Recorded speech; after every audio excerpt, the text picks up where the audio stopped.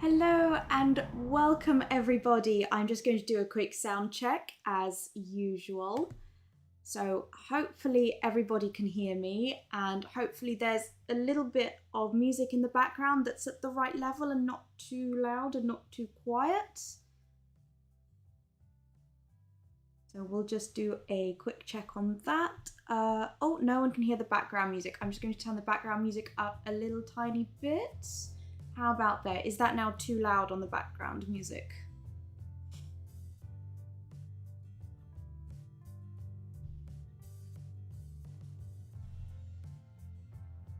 Okay, right. I'm just going to assume that everyone is fine. So if at any point you think the background music is too loud, or I'm too quiet, or I'm too loud, just let me know in the chat and we can play with the settings. The streaming software I used had an update, so it's completely thrown off all the settings. So hopefully everything's fine and hopefully nothing crashes. As usual, in the past streams, we've always had some gremlins in the wires. Hopefully everything's going to be fine. Welcome everybody. Thank you so much for joining me live. Every time I go live, I get really worried that there's going to be no one there and I'm going to be talking into the internet void. So thank you so much for joining me. I've got a very exciting live stream planned. But first, in case you're new here, hello. My name is Ilona. I'm a milliner based in London. Thank you so much for joining my live stream. You can find me across lots of other social media platforms as well. I've got Instagram, I've got Patreon, I've also got a mailing list. And if you're not new and you haven't subscribed to my mailing list, I highly recommend it. The plan with the mailing list is to send out a kind of my millinery monthly news, as it were. So whether I've done some updates to my website, some new products that people can purchase, or some interesting tutorials that I publish. I usually share on there the kind of headline of what the Patreon bonus is for that month. So last month on the Patreon, oh, I've put them away, I made some leather millinery mini magnolias. This month's Patreon, in case you are interested, I've had quite a few people ask about these. So let's bring them in. So these are little feather pom-pom pins. They're on little lapel pins here. I've had several people spot them in some of my videos and say, oh, how do you make them? So I finally got round to making a very quick picture tutorial on my Patreon, which will be coming out at some point in February, probably close to the end of the month.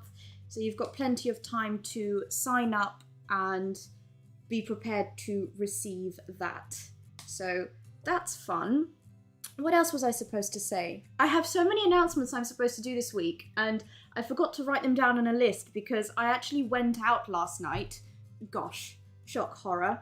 I went out dancing and I got home pretty late and I'm a bit tired, so I might be a bit scatterbrainish, but that's fine.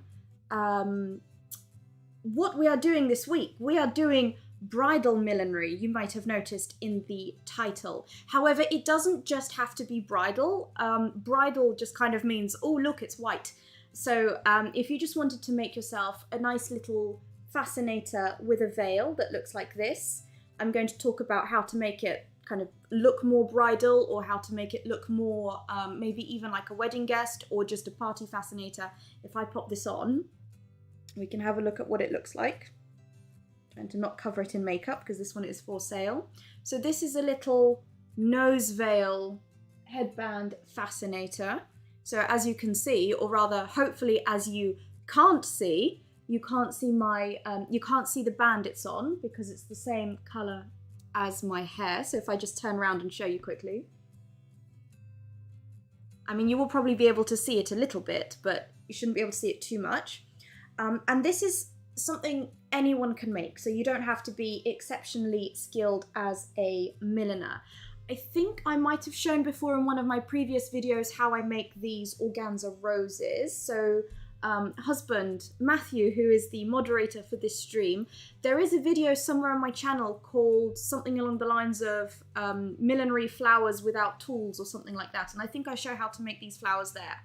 But don't worry, you don't have to make this with your own DIY flower. You can make it with a pre-bought flower.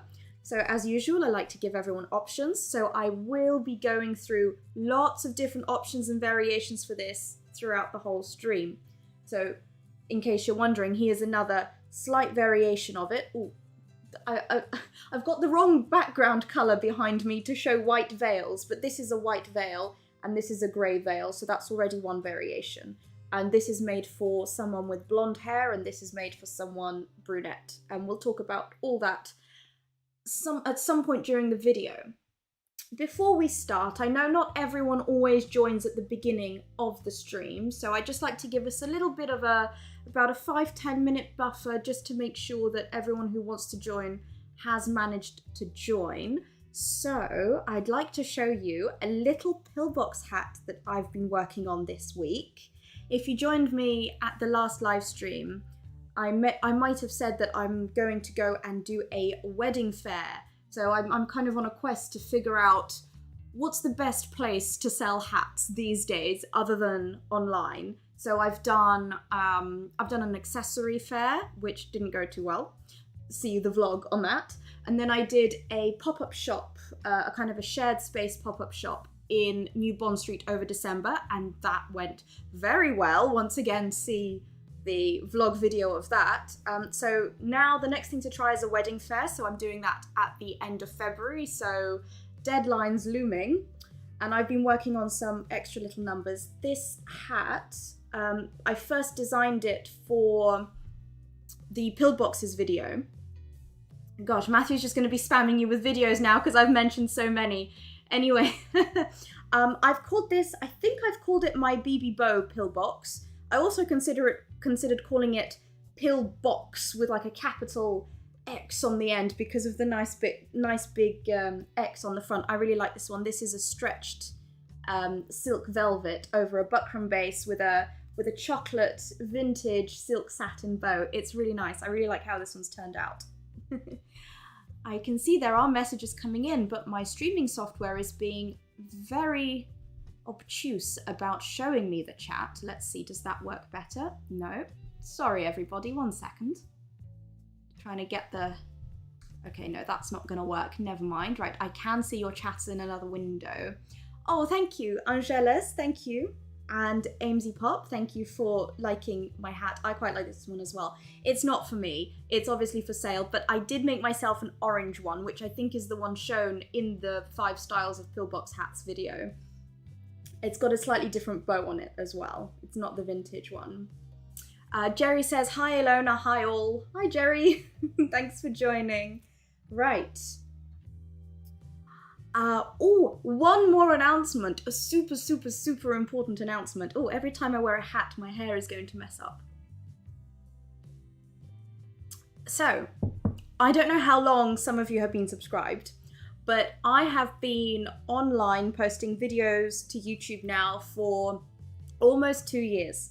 In fact, my 2-year anniversary is coming up in April, mid-April I think was my first ever posted video, which I'm very excited about. And I'm also very close to hitting the 5,000 subscriber milestone.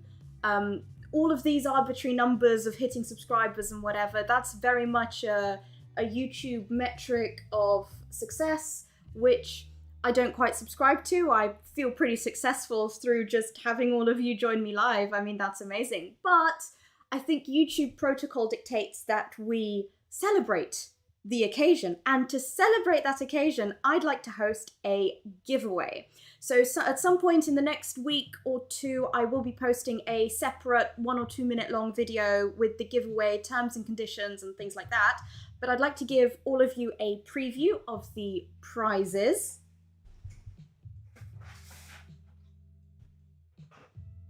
Here are the prizes. There will be a little teardrop block to give away. You can block anything you want on this. It's wood, it's soft wood, so it should be easy to pin into. And then you can, you know, play around with how you want to work on it. So that's block number 1. There's 2 prizes. That's prize 1 and prize 2. Isn't this special? Look at this, guys. It's a little mini apostrophe block. These are really sweet. I mean, teardrop apostrophe, what makes this an apostrophe is the little swirl in the end. As you can see, it's slightly different to the teardrop. The teardrop is shaped and the apostrophe has this slight apostrophe-esque curve. And once again, it's however you really want to play with it, but these can be yours to play with once I post up the terms and conditions and what the competition actually is. Don't worry, it's not a difficult competition, and I'm not going to ask you to all make me hats and send in various pictures of hats. Don't worry, it's a lot simpler than that. And alongside these 2, there's also a 3rd prize. These are some, in fact, do you know what? Let's switch camera angles. These are some, whoops, some blocking pins. Lots of beginners find these quite useful because you don't hurt your fingers on them. So if you are interested in these, then keep an eye out for the video, the giveaway video. There we go. So here we go. Isn't that exciting? I'm certainly very excited to be able to do this. Right. Shall we make a start on what I've actually planned on the stream? Right. Oh, hello, Rachel. Rachel from La Bricoluse is joining us. She's also an admin, a moderator, sorry, in the chat. So say hello to Rachel, everybody. And you can go and subscribe to her channel as well. Lots of millinery, lots of very technical millinery. So if you're interested in all the kind of more technical, academic and the history things aspects, then go and have a look at Rachel's channel. Right, bridal veiling millinery things. Right, first thing I want to start with, before we even attempt to talk about veils, is they are called veils, they're not called netting. I'm not the only person who thinks this. This is one of my favorite millinery books, so if you're interested in buying a millinery book, this is a pretty good one. once you've got to grips with a few of the key concepts in millinery, this is a good one to just elevate your kind of use of language. So this is From the Neck Up, an illustrated guide to hat making by Denise Dreyer. And she says on her chapter in Materials and Equipment on page 21 that netting, not to be confused with veiling. And I wholeheartedly agree with that, because what netting is netting is a foundation material. So netting is used for like turban caps or like little callow half hats, kind of softer fabric-based hats that still need a little tiny bit of structure but still to keep them soft. Or buckram is also counted as netting, and it's not veiling. We want to keep that terminology separate. So today we're looking at veiling, and there's tons of different types of veiling. So let me show you what I've got here. I don't have very many options because I haven't really played with veiling much myself. I tend to have steered away from it in the past because when one starts in millinery, you find yourself making hats that generally suit you and your style and your face shape. That's completely normal, that's natural. That's almost the easiest way to start because you have a model in yourself, and so you can pick out hats and learn your own lines, and then you start expanding. So I haven't really played much with veiling in the past, but I have been the past couple of weeks because of the aforementioned wedding fair coming up. So this little number right here, which I put on already at the beginning of the stream, this is just a standard millinery veil. These are sold in pretty much everywhere, like craft shops, fabric shops. You don't have to go to a specific millinery supplier to be able to buy one of these. Have I got an exceptionally bad background to show this to you because it's not dark enough, but you can kind of see it. This is a grey. And this is one of those really short ones. I think it's 23 centimeters wide. So when you see the listing for veiling, it'll give you the width of the veil, and that width of the veil is important depending on what you want to achieve at the end. So we'll talk about widths when we come to actually making the little hat piece today. Anissa has a question. Anissa says, is it possible to wear a veil hat for casual and normal daily life, or is it something we can't adapt to everyday wear? It's absolutely possible to wear it for every day. I probably wouldn't wear veiling as a fascinator like this every day. I think this is a little more difficult to wear every day because it does have that little bit of a kind of a casual party vibe. Maybe out for Friday cocktails or something like that. If you're looking for a veil that you can wear casually every day, you might want to look up at pictures of Dita Von Teese. Not the ones where she's stripped off naked or whatever, but Dita Von Teese is a massive hat fanatic, and she tends to wear hats every day, but obviously she dresses them up a bit vintagey because that's what she does.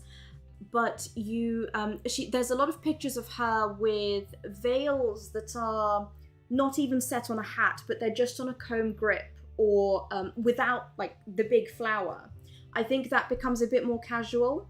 And also, I think the messier the veil, a small and messy veil, or a medium and messy veil, medium as in like how much of it there is above your head, is going to be more casual than like a giant bit of poof around you. And it's going to be this kind of straight eye veil, I think, is less casual. So but again, that's such a subjective question. I might say one thing and maybe someone else in the chat is listening to me saying this and thinking, oh, Ilona, that's total rubbish. I think you can wear one of these every day if you wanted to. So it's up to you, really. We live in an age where it's so nice that everyone can wear whatever they want when they want. There's no rules as to what you can wear. Just wear whatever makes you feel good. So that would be my answer to that question. Right, types of veil. So this is the standard kind of craft shop veil. There's nothing wrong with using it. It's actually really nice because these tend to come in a lot of different colors. The more specialized you get with veils, the more difficult it is to find them in different colors. That's where it starts to get a bit complicated. What I've got over here, so I've planned this for the end of the stream, but we might not have enough time. As I said, I'd be making bridal hats. So again, from the pillboxes video, I've made a version of these, which I can't put on because my hair's too big. This is an open top pillbox in velvet. And this needs a veil, so I've got the veil right over here. This is a much larger hold veil. Now all these veils, they have different special names, and honestly there's so many names for these veils that I can't remember. I think sometimes this one and the small one, they might be called Merry Widow veiling, or English veiling, or Russian veiling, or French veiling. At the end of the day, the names don't matter. Just have a look at a millinery supplier shop and see the pictures. And if you like what you see in the pictures, then that's the kind of veil you like, and they will have given it a name. So this one, I wasn't actually expecting it to be such large diamonds, but they are quite big. So if we look at the previous veil I was looking at, this one, the small grey one, in fact, actually, the white one's going to be easier to see. There we go, that's much easier. Here it is, the white one. This is a smaller diamond shape. This is a bigger diamond shape. Oh, it's very difficult to show veiling because the nature of it is that it's semi-transparent. But here it is. You can see the difference in the diamonds. But the reason I wanted to get this one is the width of it. So when I mean width, it's not like the length like a ribbon. It's the width.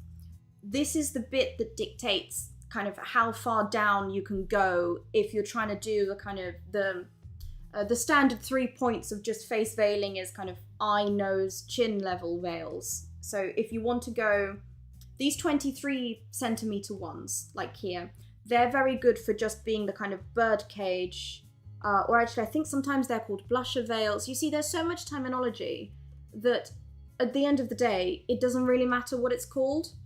Except for the whole veiling and netting thing. That's the bit that I personally really care about. But all the other kind of design options, those only really matter when you're really trying to communicate something very specific to someone who also knows the same term. So that's only when those terms really matter. Anyway, so yes, if we have time at the end of the stream, I'll do another veil in this. But we really should get cracking with the headband. So has anyone got all the various tools and equipment things that I listed in the description box in case you want to follow along? This is your warning to go and get that now. So let me get out my tools, make some space on my desk.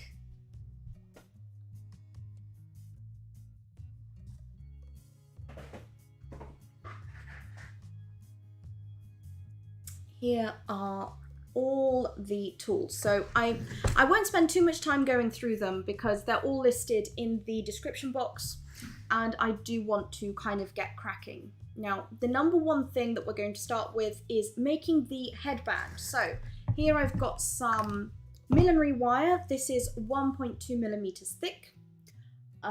You can use a 1 millimeter wire as well. It won't really make much of a difference.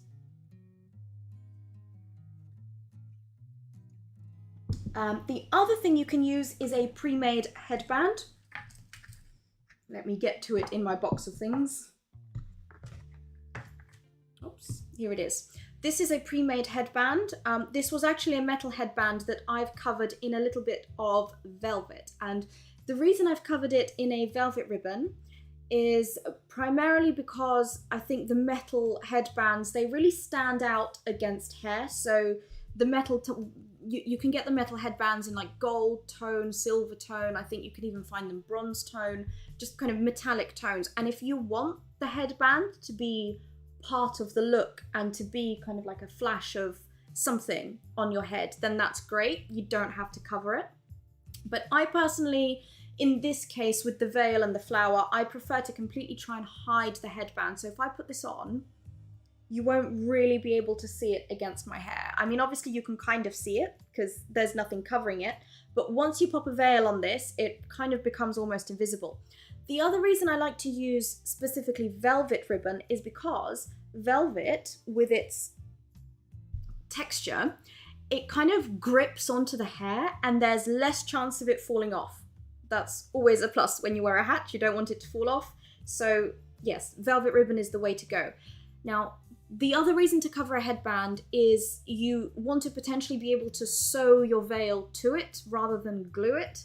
So that's why it's good to have a covering on it, because then you can sew to the covering, because you can't sew through metal. You'd have to glue your veil down, which is fine. Again, if you want that metal look, then just skip the sewing and glue the veil on. If you want to have the headband invisible, I recommend covering it in a ribbon. If you wanted to cover the headband in ribbon and you don't have velvet, then we use everybody's favorite millinery option, which is Petersham ribbon, which I had a roll and I've now put it somewhere. Here it is. So this is Millinery Petersham ribbon. If you're new to millinery and don't know what this is very different to, like it's called nylon grosgrain. This is specifically made out of natural fibers, so usually cotton or viscose, or rayon, also called in America.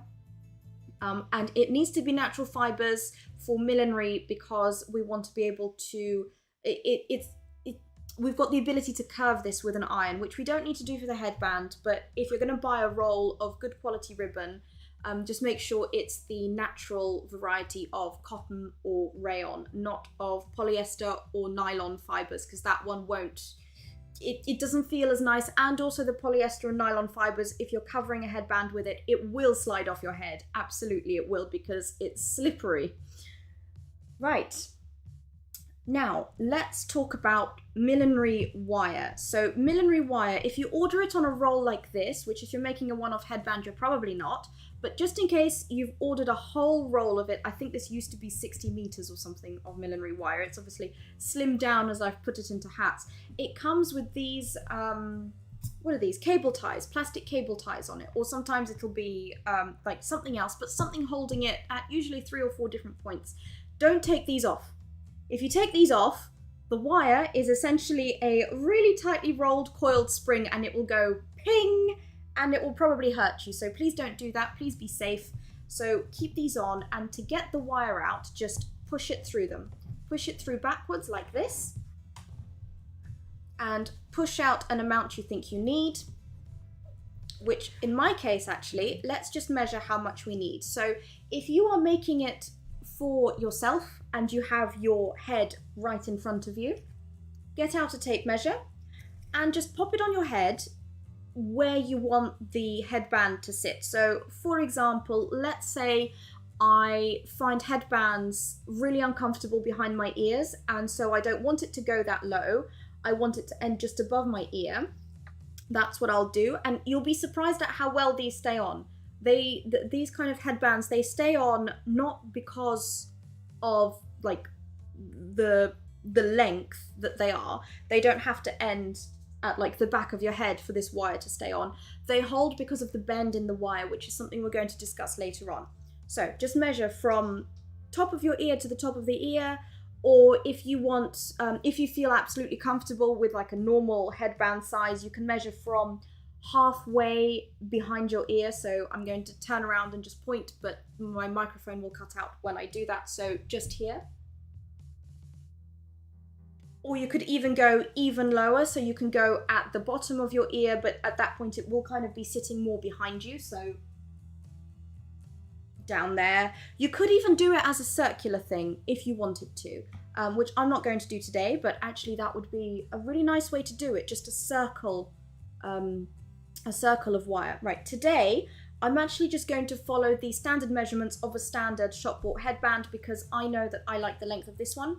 I'm just going to pop it on and just double check that I do like, yes, I do like it. So I'm going to measure it, and I'm going to measure it on the underside of it because that's where the head kind of hits it.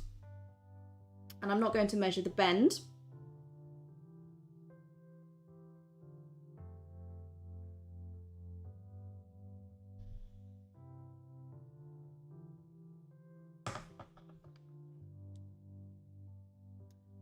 I'm going to call that, well, it's just under 36, but I'll just call it 36 because that's easier. So what I need is 36 centimeters of wire, or whatever your chosen length is, times 2 plus 5 centimeters for an overlap. We always have a 5 centimeter overlap in the wire. So 36, I should have got a calculator out to help me. I'm just going to calculate it on my phone. So 36 times 2, 72 plus 5, 77. So I need 77 centimeters of, what's this? Wire. Right. So as you can see, I'm pushing it through the end, pushing it through the, what are they called? Cable ties. There we go. Hopefully that'll be about 77. So I've got my pliers at the ready to cut it.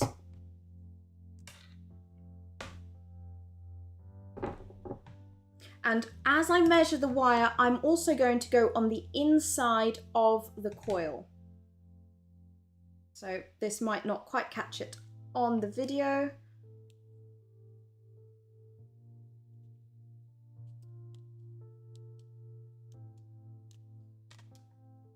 So I'm keeping it on the inside of the coil, and that's because if you measured it on top of the coil, you'd actually end up with potentially less wire. That's just how it works. So I would always measure it on the inside of the curve. And then that's where the tape measure ends. I'm just going to get my pliers and butt them up against the end of the tape measure and just cut it there. There we go. And you see, this didn't spring out of control. It's being held in place by the cable ties. And then what I'm going to do is just shunt the cable tie along a little bit just to trap that end so that it's not springing out. There we go. So this wire is back to being nice and safe. Put it to one side. Right, I don't think I'm going to need the tape measure anymore. Next problem solve is you can see that this wire is springing up and down on my table. You can see it springing around everywhere. It's out of control. We need to control the wire. But actually, one second before we move on, I've just realized there was something very specific I wanted to mention about the wire measurements. So as I've said, we're going to discuss different variations as we go. So you can see on this headband here that it's got this middle spoke. Now this middle spoke is just an extra structural thing. It doesn't have to be there. The reason I've put it there is because this flower is actually, it's got quite a long stem over here before the flower starts. So I wanted to make sure that my headband was a little bit wider than just the standard single headband. So that's why this is there. And if I had been even cleverer when I made this, I would have made it like I did this one, which I made second, so I knew what I was problem solving for. This spoke is actually off to where the flower is sitting, so it's not in the middle, it's off to the side. And to do that, you would take your double length of your headband plus your 5 centimeter overlap. You'll then need an extra 5 centimeter overlap, and however wide you want the middle spoke to be. It can be 5 centimeters, 3 centimeters, 7 centimeters, you decide. And another little clever thing, this is advanced, so you can just do it straight and plain, but if you want to take your millinery to the next level, you'll notice that, let's see how best to show you, like this, that one of these headbands sticks out, one of these kind of curved bits of the headband sticks out further forwards than the other one. And that's because if you look at your head shape, the front of your head is actually higher up than the back of your head. So if I put this on, this is the blonde one, so you'll see it very, very well on me. You'll see that it's sitting flush with my head. Oh, there we go. You can see it sitting flush with my head here. Now, if I'd made these two curves the exact same length, it would have been fine, but it would have been a bit wobbly on my head. So if you want to go into the realms of advanced couture millinery, make your back wire a little bit what was it? You see, I forget every time. Your back wire shorter than the front wire. There's about a centimetre difference between the two. So there we go. Hopefully that's a helpful tip. And hopefully that makes sense. If there's anything I say that doesn't make sense, please chat to me in the chat and tell me to slow down or hurry up or explain something in more detail. So let me know if that's the case. Right, we're back on the wire. So it's all wobbly. What we need to do is flatten it out. Now, some milliners, some teachers will have you completely straighten it out in one long straight line. I think that's personally a waste of time for me. I don't like doing that. It hurts my fingers. I don't care enough to do it that way. So what I actually want to do is completely flatten it out by pushing down with my fingers and just seeing where it springs up. Where it starts to spring up, I take my thumbs under it and I just bend it down a bit. Just a tiny bit. And then if I overbend, I'll go back and do it and redo it. But I don't see a problem with the millinery wire keeping this round curve shape. I think that actually saves on kind of straightening out and then rebending it into a curve later. I mean, our heads are all round, so we're all going to end up in pretty much the same shape as we started. So I don't see any point in straightening it. Does anyone else straighten their wires fully? Or is that just me being lazy? Anyone in the chat straighten their wire? I just flatten it. You'll see me do this in a lot of videos when I'm putting a wire into a pillbox or other shape as well. I'll do the same thing. Right, now what I want to do is, I will need this again, and in fact, I should have gotten myself a pencil. Never mind, we'll have to do this without a pencil. We'll have to bend as we go. So for a start, I will have a 5 centimetre overlap. So let me just measure that in.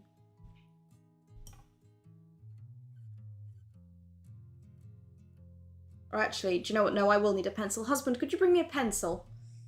It's not as difficult as bringing a block through. All right, we'll just wait for that very quickly.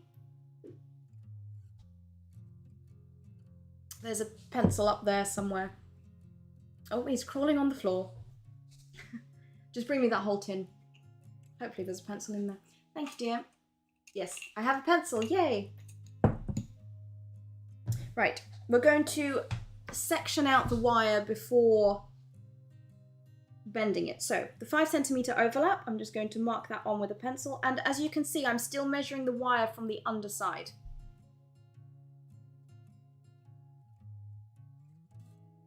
There we go. Just marking that with a pencil. It makes it easier for later on.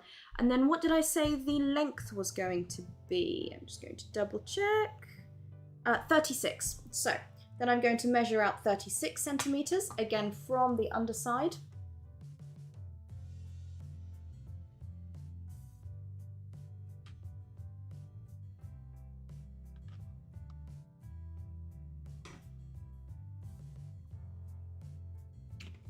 Be helpful if I would be in shot, wouldn't it?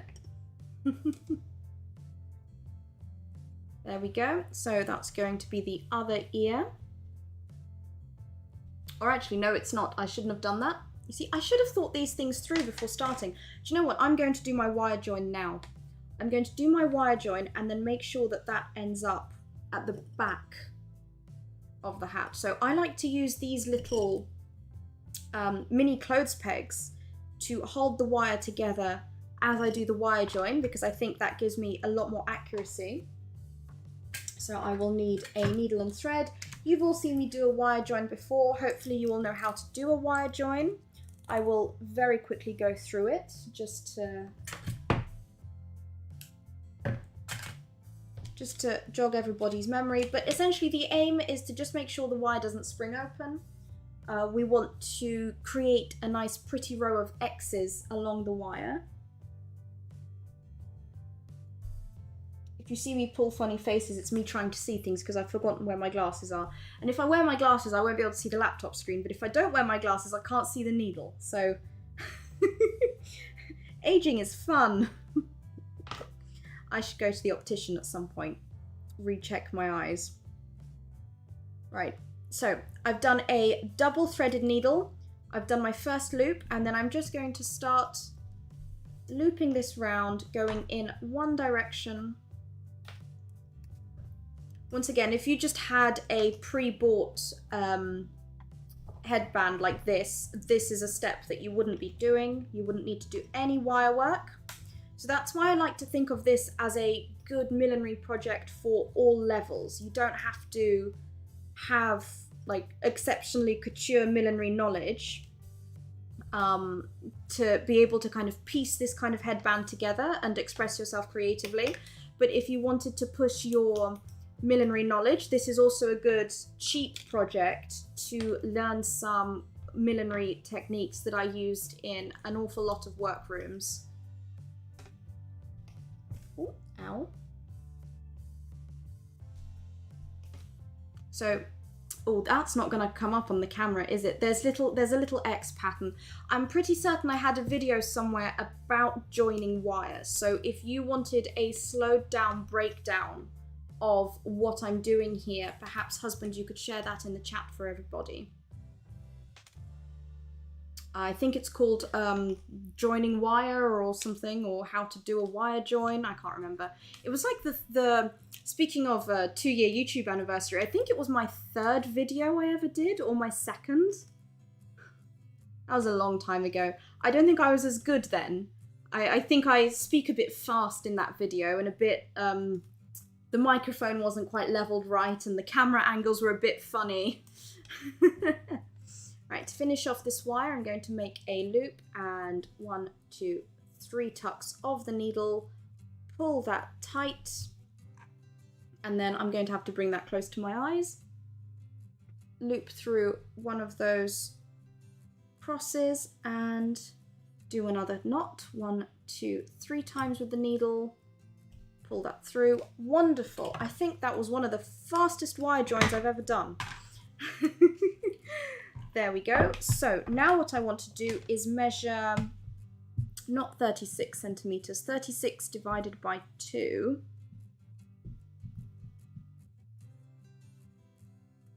Um, 18. Oh, Angeles, you have to go. Oh, well, never mind. This stream will be available for everyone to see after it's done live streaming, so you can always come back and watch it later, and the same goes for all my other previous streams.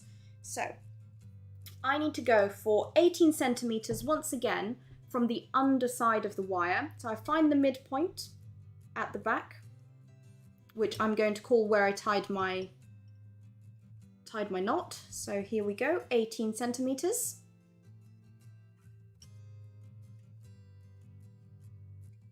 There it is.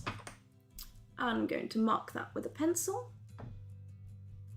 And then we'll go 36 centimeters from that point, or you could go 18 from the other middle point, but I'm just going to do it this way because I've got that mark right there. Oh. This can be quite fiddly, all this measuring with the wire, because the tape measure is straight and the wire is curved. What did I say? It was 36. So over to this point. And now what we're going to do is get the pliers. Now, a quick note on pliers actually. This is a very useful piece of information that I found that I wouldn't have known unless a jewelry making friend of mine told me about this. I used to think all pliers were the same, but they're not. You get different types of pliers. These are called round nose pliers. As you can see, it's like a cone shape on the actual plier bit on the end over here. That's a cone.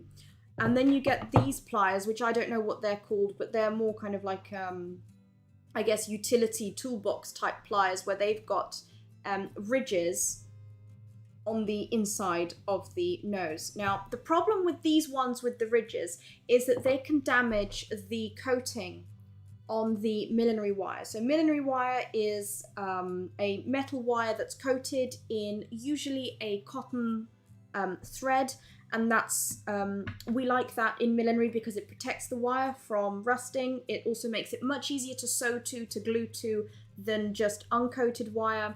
That being said, you can use non-millinery wire. So if you can't get hold of millinery wire, I recommend you find something called galvanized wire. So I'm just going to, maybe Matthew, you can just spell that into the chat, galvanized wire.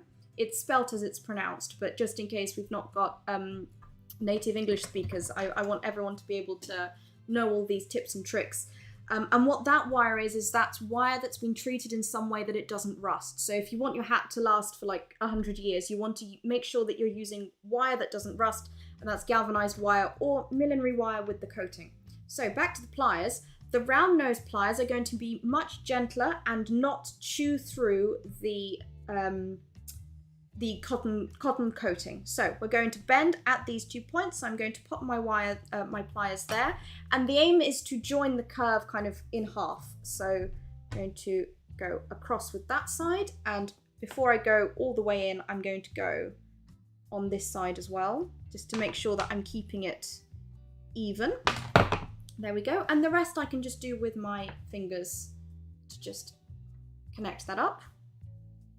And you might ask me, why have I bothered to do a wire join and do it as a double wire? Would it not have been enough to just have a single length of wire and then maybe pitch up the end of it? I mean, yes, but this is going to be much sturdier. But again, if you wanted to do it as a single piece, you can.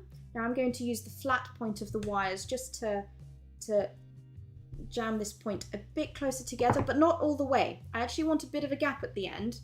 That's for the next step, because the next step is to cover this wire. I'm just going to check that it's kind of the right size. And I don't want it to overlap.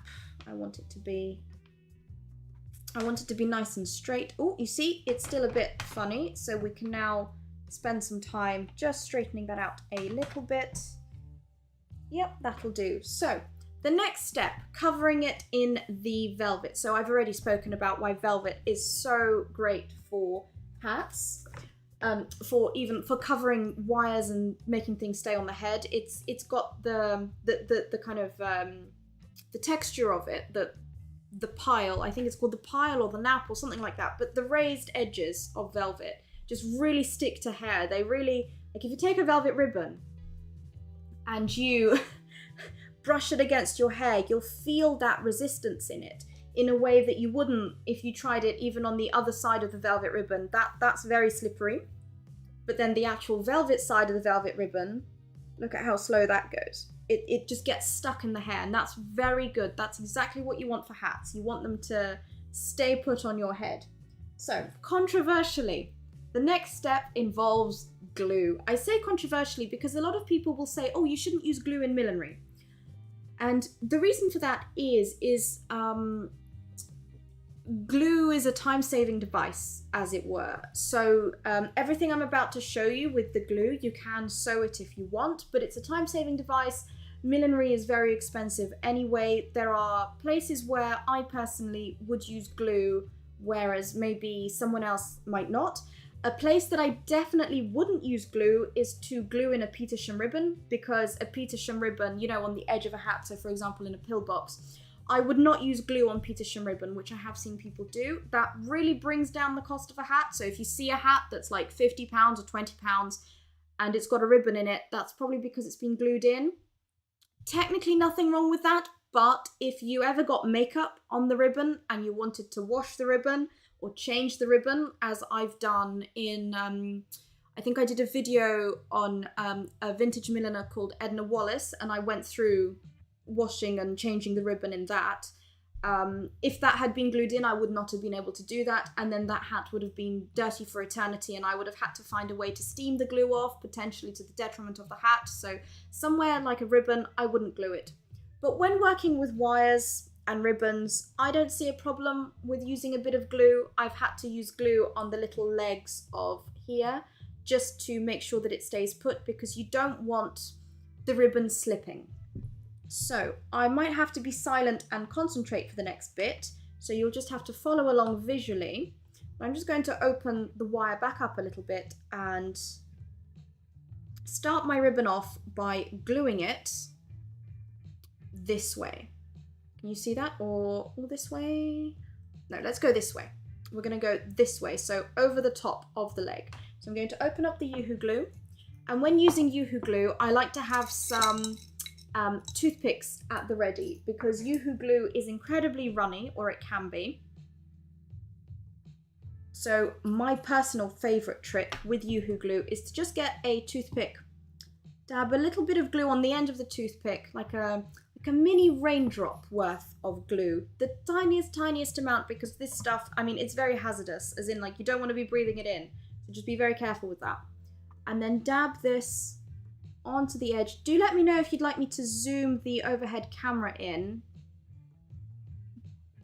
Ayşe is, I hope I'm pronouncing that right, joining us from Turkey. Good evening, Ayşe. Hello, lovely to have you. So I was just saying, Ayşe and everyone else who's just joining now, we're just making some bridal millinery pieces that don't have to be bridal if you don't want them to be. So what did I say we were doing? Oh yes, we're going to attach this bit of glued end of ribbon just to the very edge of that, and then we're going to take it underneath and take it through the whole of the headband. I hope that made sense. We've got the second side to do once we get there for that to make sense. I'm just going to pop a wooden clothes peg over the top of that just to make sure that it will dry in place, and I can just pull that through, pull it tight but not too tight. There we go.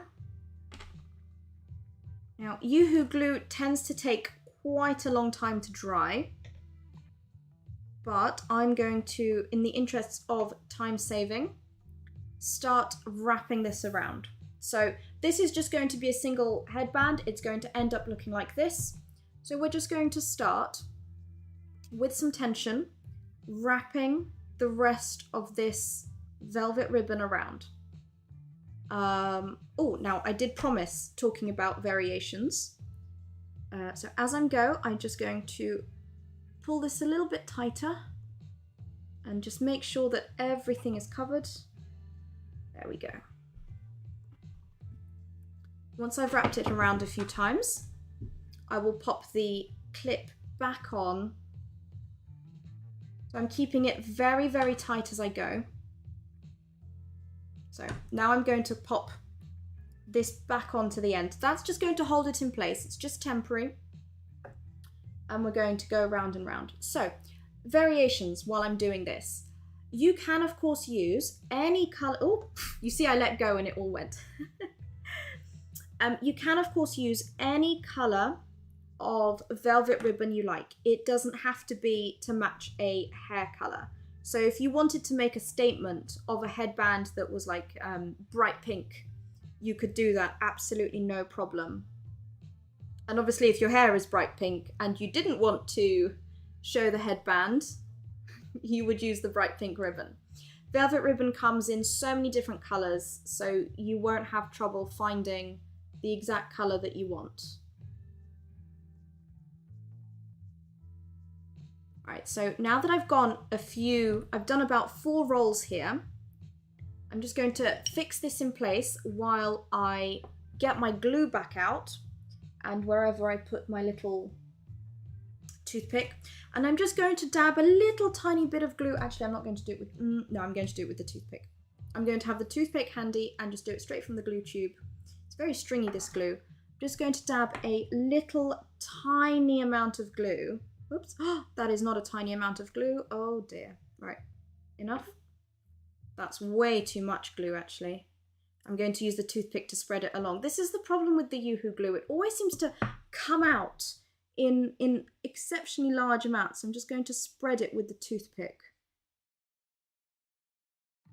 Again, you could just try and stitch the ribbon down as you go. I think one of the first headbands I ever made, like this is going back a couple of years, I thought to myself, oh, I've been told glue is bad. I'm not going to use glue. And so I tried stitching this in place. And of course, once you tot up the time it takes for that to happen, it becomes an extortionately expensive headpiece. So if you're making this and you want to make it couture, then sure, sew it. But if you're making this and you're just wanting to have a little bit of fun and have a headpiece that you can technically do in an evening or so, then it's a good idea to just glue it. And I'm not going to glue it all the way across the headband, just in certain different places as I go, just to keep it from unraveling. And the good thing about Yoo-hoo glue is it's not instantly dry. Like, so for example, hot glue from a glue gun, that dries instantly. But Yoo-hoo actually takes about 24 hours to fully set. So it's actually really nice for things like this, because you can, once you've wrapped it up, you can actually maybe take the ribbon off, reposition it until it sets like cement. Right, I'm going to stop talking now and just quickly try and wrap this. Is anyone here following along with this, or are you all thinking of doing this later, or what are people's millinery plans? Let me know in the chat while I'm wrapping this around.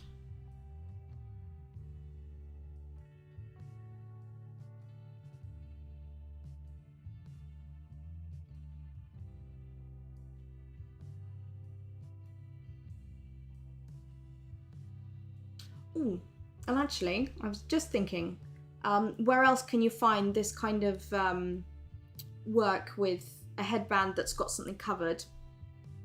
If you look up pictures of tiaras, so sometimes I like to spend my spare time on antique auction websites just looking at pretty pictures of tiaras, which I'm never going to buy because I don't have anywhere to wear a tiara, and let's face it, I'd rather wear a hat than a tiara. But you'll notice that a lot of tiaras have the their kind of wireframe bases covered in this kind of way with velvet ribbon. Oh, you see, I'm starting to unravel now when I let go. So that's when I know I need an extra bit of glue in a second.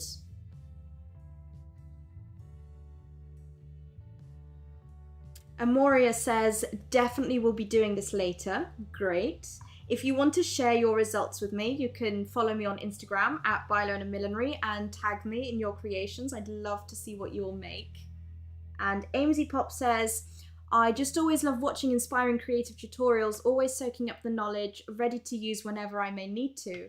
That is an absolutely fantastic way to spend your spare time. Design Painter says, I will be doing this later with a wider headband, fabric and beads. Oh, that sounds fabulous. That's something I hadn't thought of as a variation, actually. You don't necessarily need a flower. You can put anything you want on these headbands. My mind just went straight to flowers because that tends to be what I put in my hair even without a thing. So even today I'm wearing a vintage carnation just over my bun.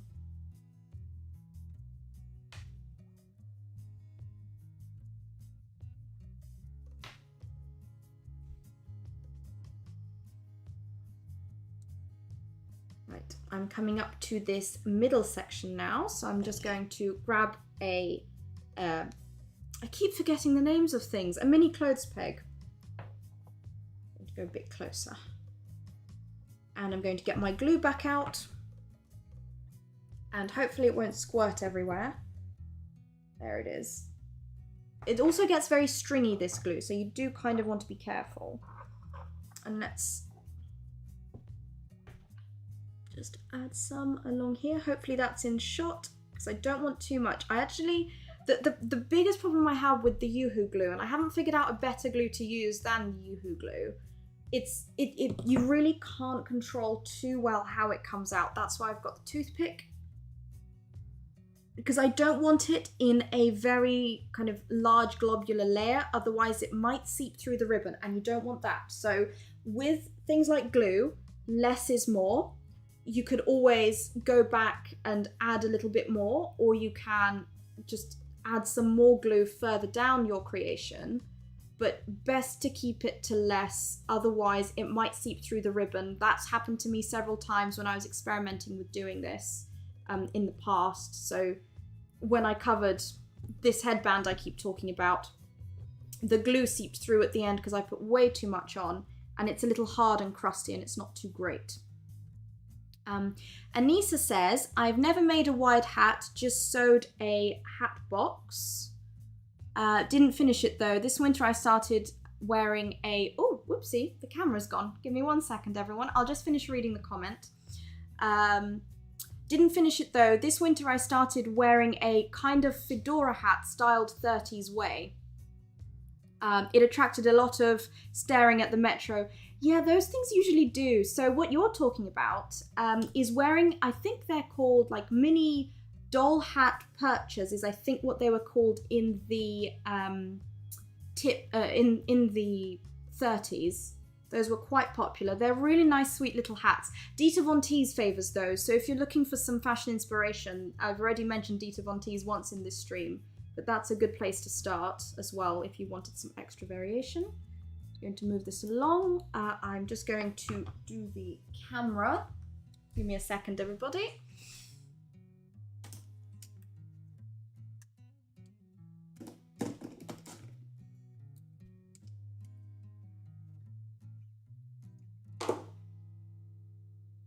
I'll just do the focus on that and then we shall carry on.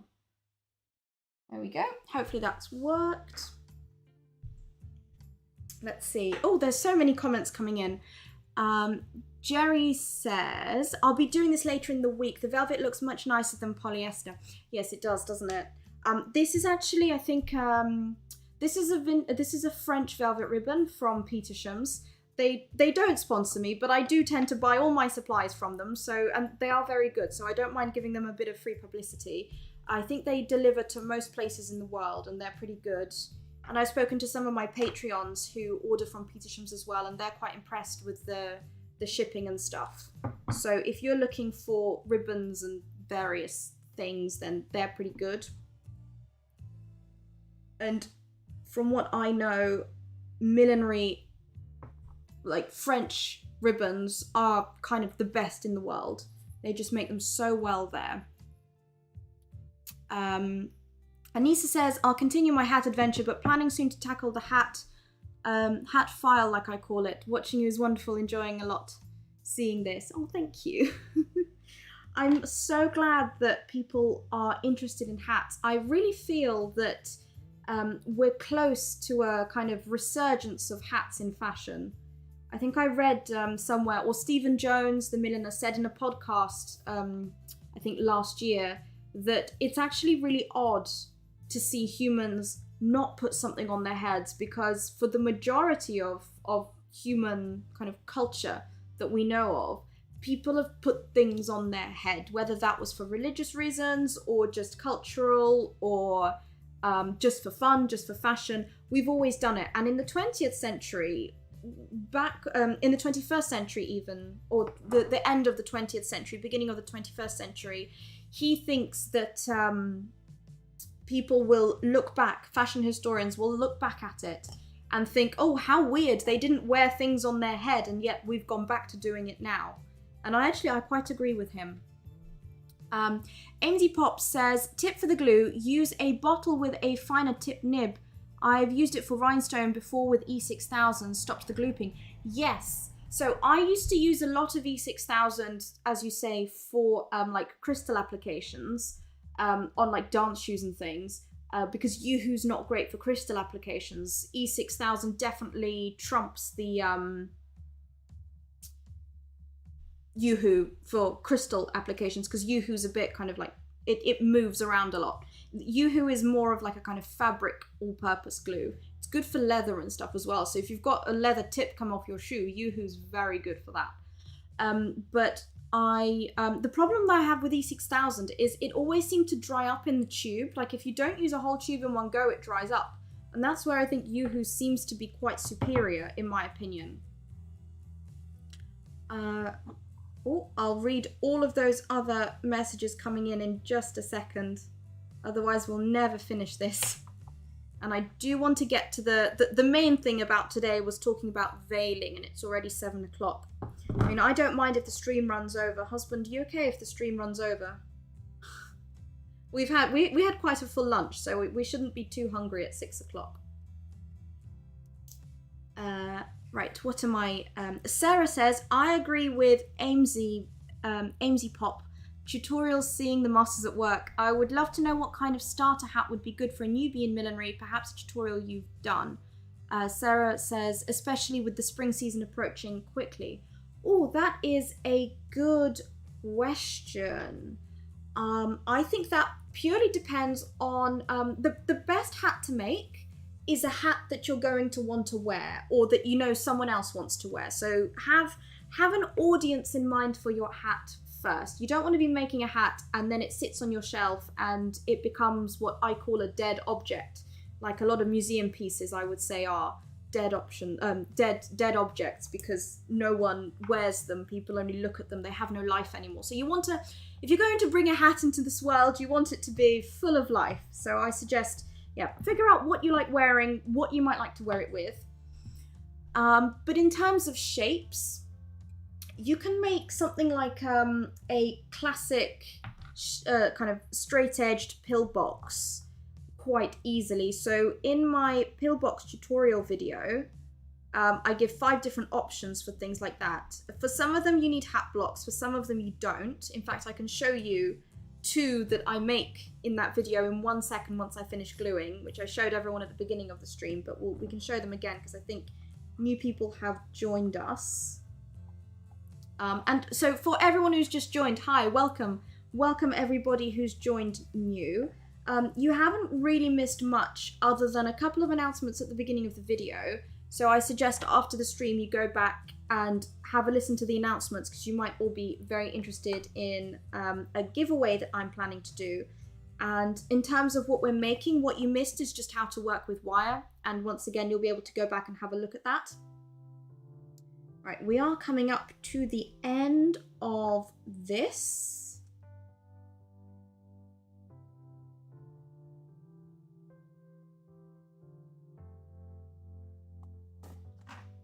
Oh, do you know what? I meant to tell you how much ribbon I've used. Oh well, I forgot to calculate that. Whoopsie. That's always the difficult thing, I think, when you're doing things like this. It's difficult to know how much you'll need. So it's always best to order more than you think you'll need, but then you might end up with bits of ribbon that you can't find uses for, and that's always very, very annoying.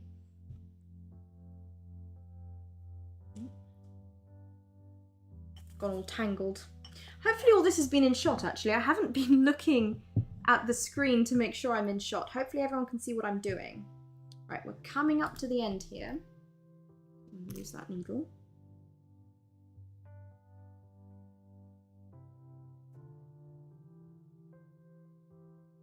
So the attempt at the end will be the same as what we attempted at the beginning. So what I'm actually going to do is cut the ribbon, but give myself a tail. There will be a bit of wastage here, but it's easier to do it with wastage. That should be about right. Oh, my scissors aren't as sharp as I thought. Oh, come on. There we go.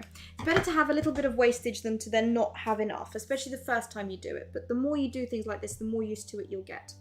Right, another thing in place, and then a little bit more glue, and we're going to try and get the glue inside this bit so that we can potentially try and wrap that through. Will that work? In fact, do you know what?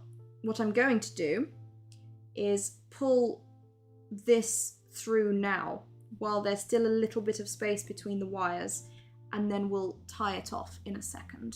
Is that going to work? No, that's no point in doing that. That just makes it bulky. Let's go back a bit.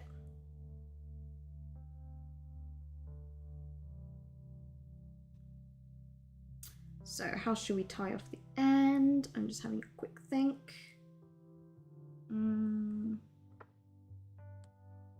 Okay, yeah. I think I know how we're going to do this. We're going to put glue onto the... I'm going to try and get it into the middle there as well, and onto the edge.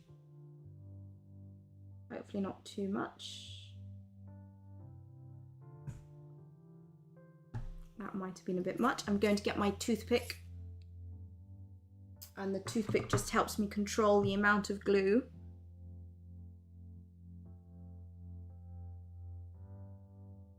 Right.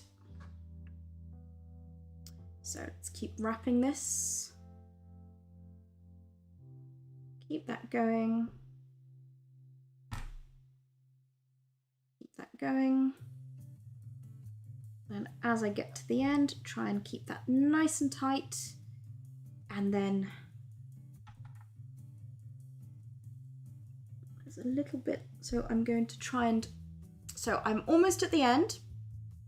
I'm just going to push it up with my fingers just to make sure that we've definitely covered all of that wire. And now I've run out of glue surface, and what I'm going to do is I'm just going to pop another, keep calling it a pin, it's not a pin, it's a clothes peg, on the end there, and just leave that for a couple of minutes to sort of solidify while I read all your questions, and then we'll finish this off with a dab of glue once the main bit is dried up a bit. So, you've all been chatting away in the chat, that's lovely to see. Amoria says, how do you order your materials? Do you order depending on what you're making, hat by hat, or do you just like make a general supply list? I think that depends. If you're just starting out, I personally would recommend you just order hat by hat, because otherwise you might end up with an awful lot of clutter of haberdashery items. I'm a person that doesn't live well with clutter because I grew up in a very cluttered house. So I try and not have any clutter in my house, which is always a battle. I think for anyone who tries to keep a clutter-free house, it is always difficult.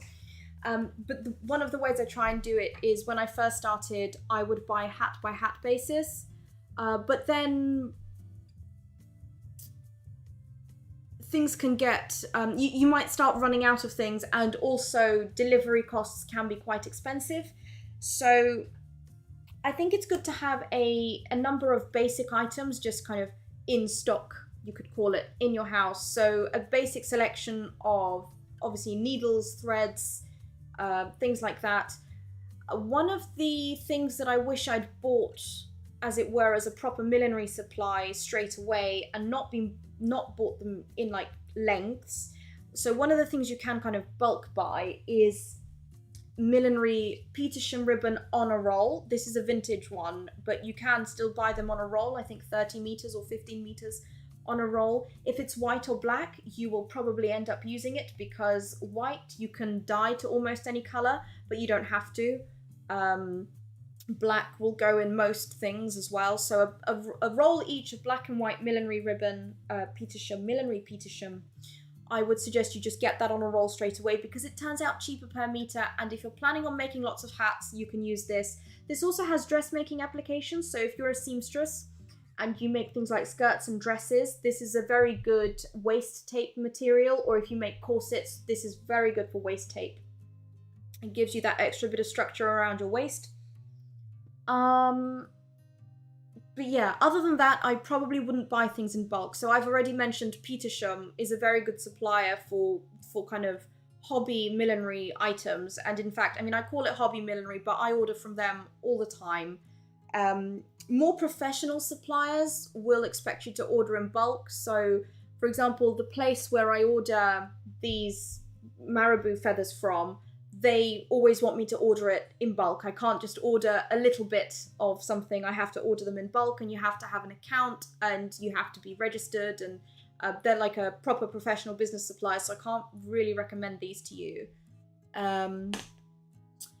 Few more. I hope that answers your question. If it doesn't answer your question, just ping it at me again and I'll have another go.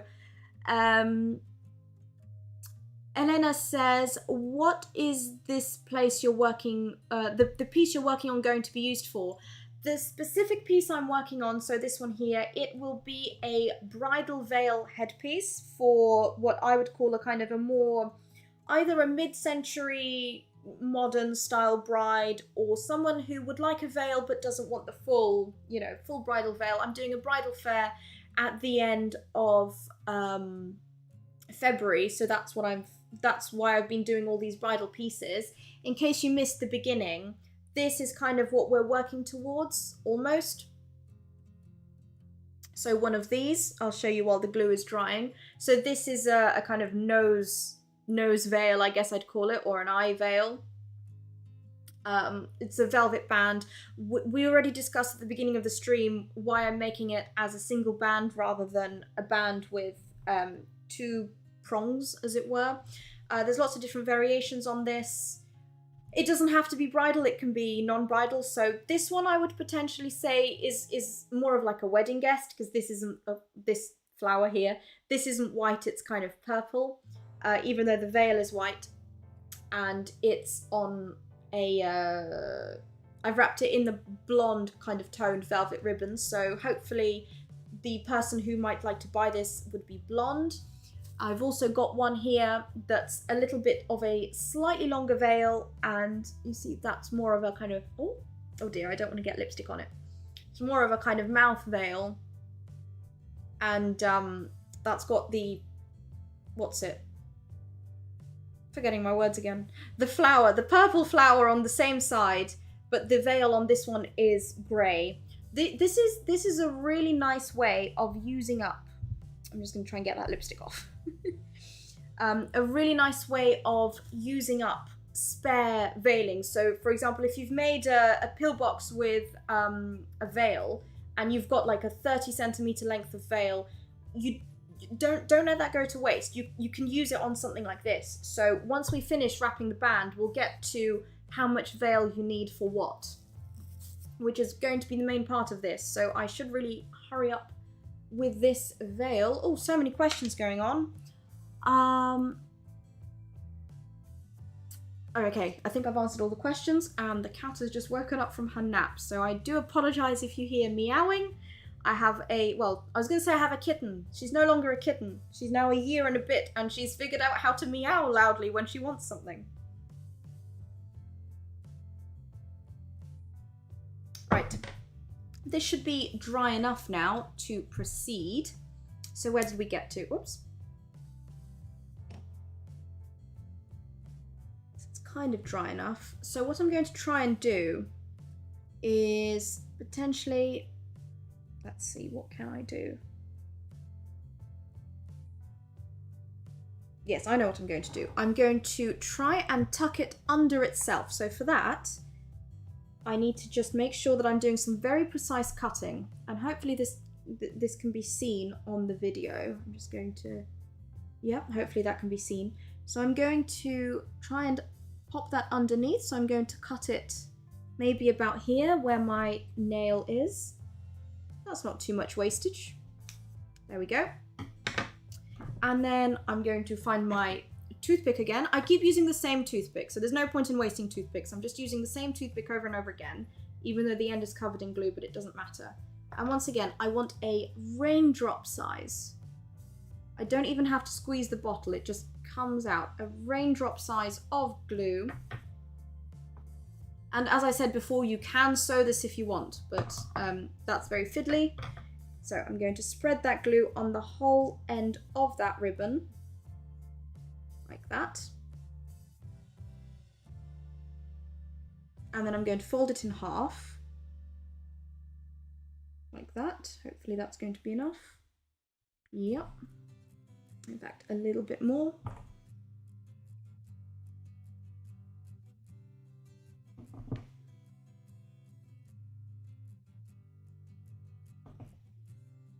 And I'm just kind of using the pliers instead of tweezers here, but if you have tweezers, you can use that just to compress all that down. And then another dab of glue. This is just so that the ends don't unravel of the ribbon. So what I've done is I've essentially given it a seam, but I've done it in glue. There we go.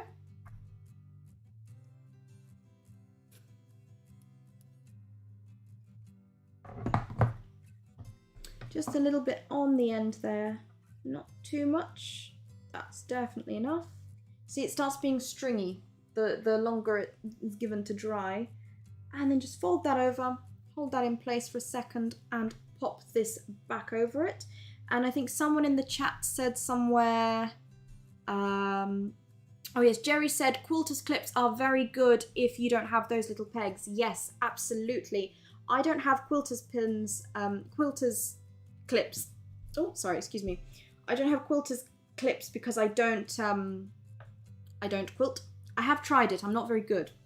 But I have a lot of these little clothes pegs. I used to use them to hang up Christmas cards and things. So there we go. So that's going to dry for a tiny second. I realised I have missed a couple of questions, so let's have a quick look. Yelena also asked,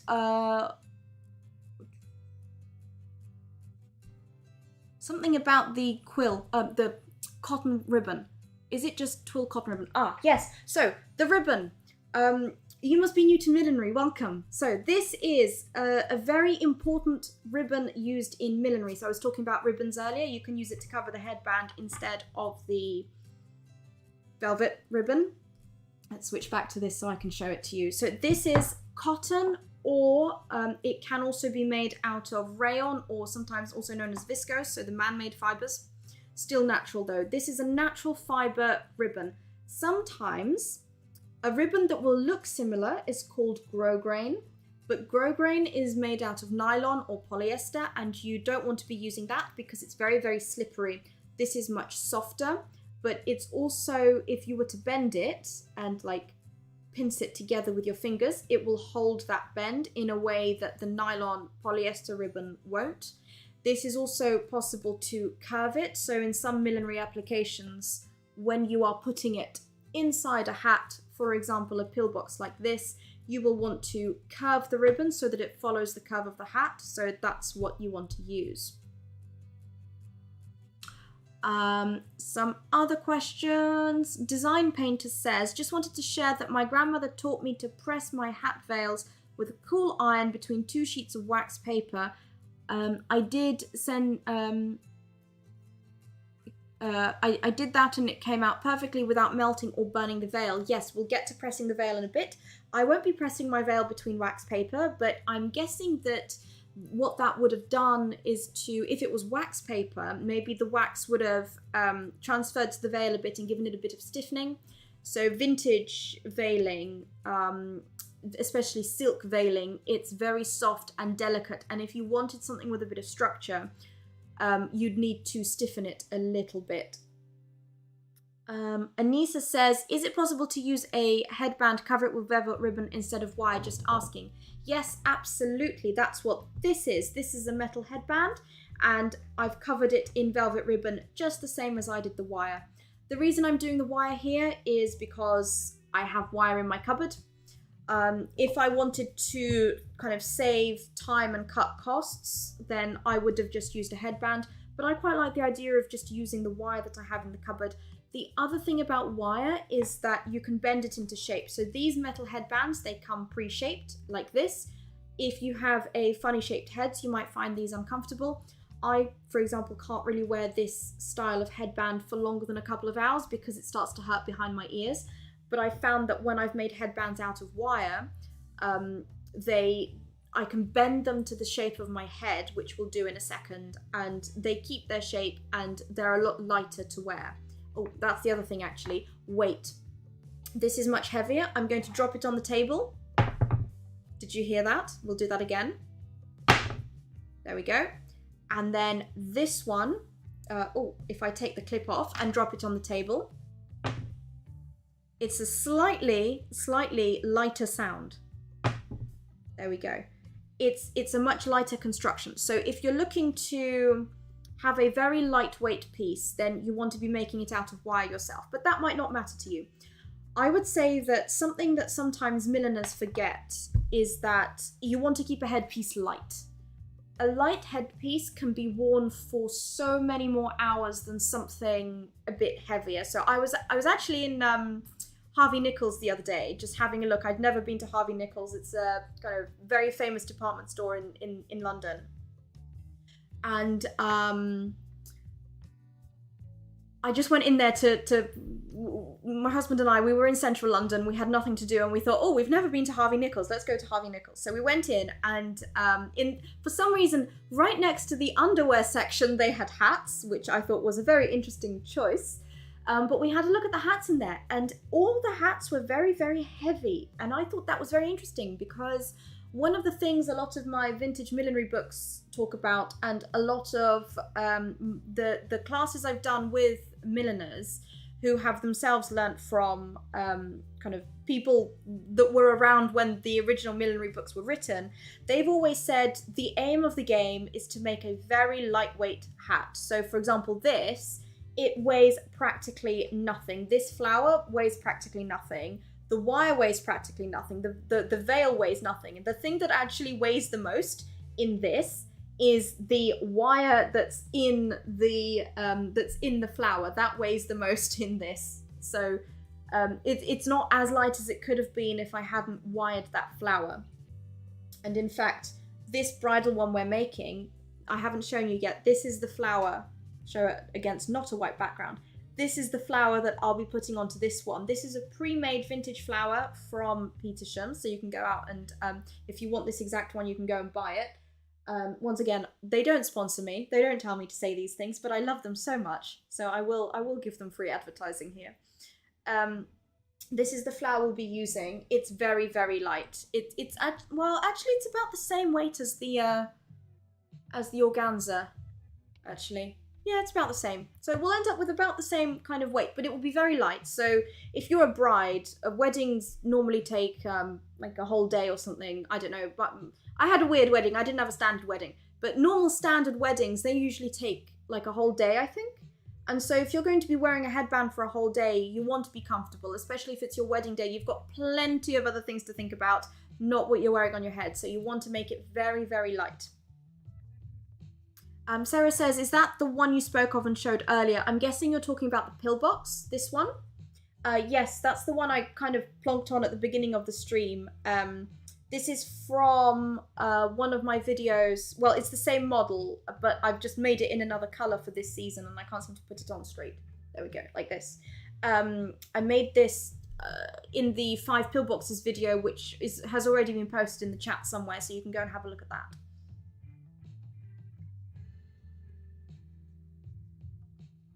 Right, I think that glue should hopefully be dry enough now. Let's have a quick look. I mean, it's not going to be fully dry, but it should be dry enough for me to continue with the stream, because otherwise we won't get through everything. Yes, I think that's now ready. So let's switch camera views and then we'll shape it. So the next step is to shape it. So as you can see, I didn't fully straighten the wire. So it's a little all over the place like this. Oh, I think my internet connection might be dropping. So I'm sorry if I break up a little bit, everyone. But what I will be doing now is shaping this wire. So, oh, there we go. You see that little twist? Oh, that's done it too much now. Let's go the other way. Oh, no, that's not right.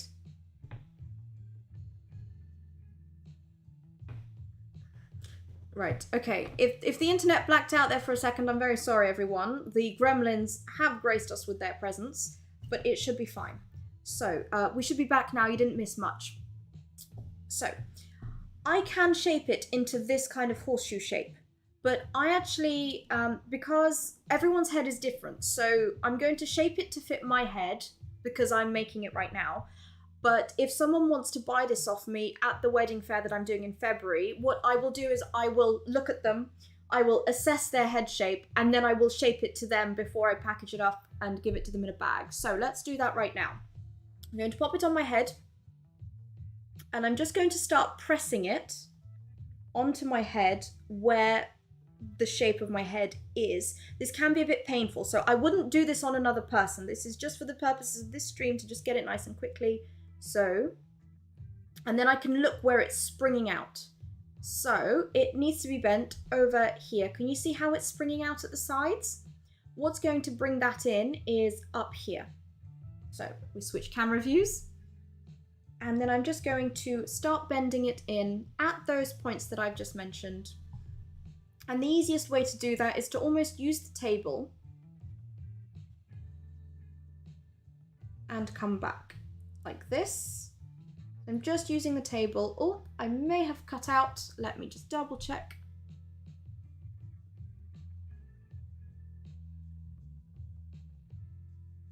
All right, YouTube's telling me there is a problem with the internet, but I think we're back again. Right.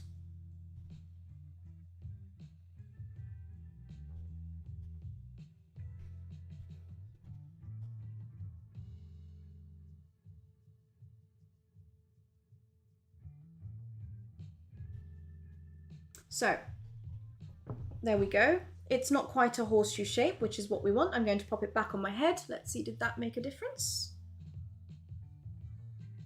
Almost. So now I'll work on the curve that's more up here on my head and take that in a little bit more because I want it to grip my head up here. So as you can see, I'm using the table, keeping it nice and straight. And if I position it kind of forwards away from me this way, then I know that I'm not twisting it out of shape. This is one of these kind of things. There's no right or wrong way to do this. This is just cover your wire and start playing with it, and you'll figure out by feeling what feels right with bending this wire. So if you've covered a pre-made headband, this is a step that you will not need to be doing. Nope, still more, still bending more. You'll be surprised at how bent you need the shape to be to actually stay on your head, but it's fine. It will look funny. So this is another trick I like to do, is to just take the ends and just point them inwards like this. Let's try that on. Oh, we're getting there. We're definitely getting there. Bit more at this stage. This way. So I've given up on the table. I'm just using my fingers and my thumb. And remember, in the middle we had the wire join. That wire join, there's 3 layers of wire there. That's going to be the most difficult part to bend. So just make sure that you're not going to have that join stick out in any funny way, because you don't want people to know that there's a wire join there.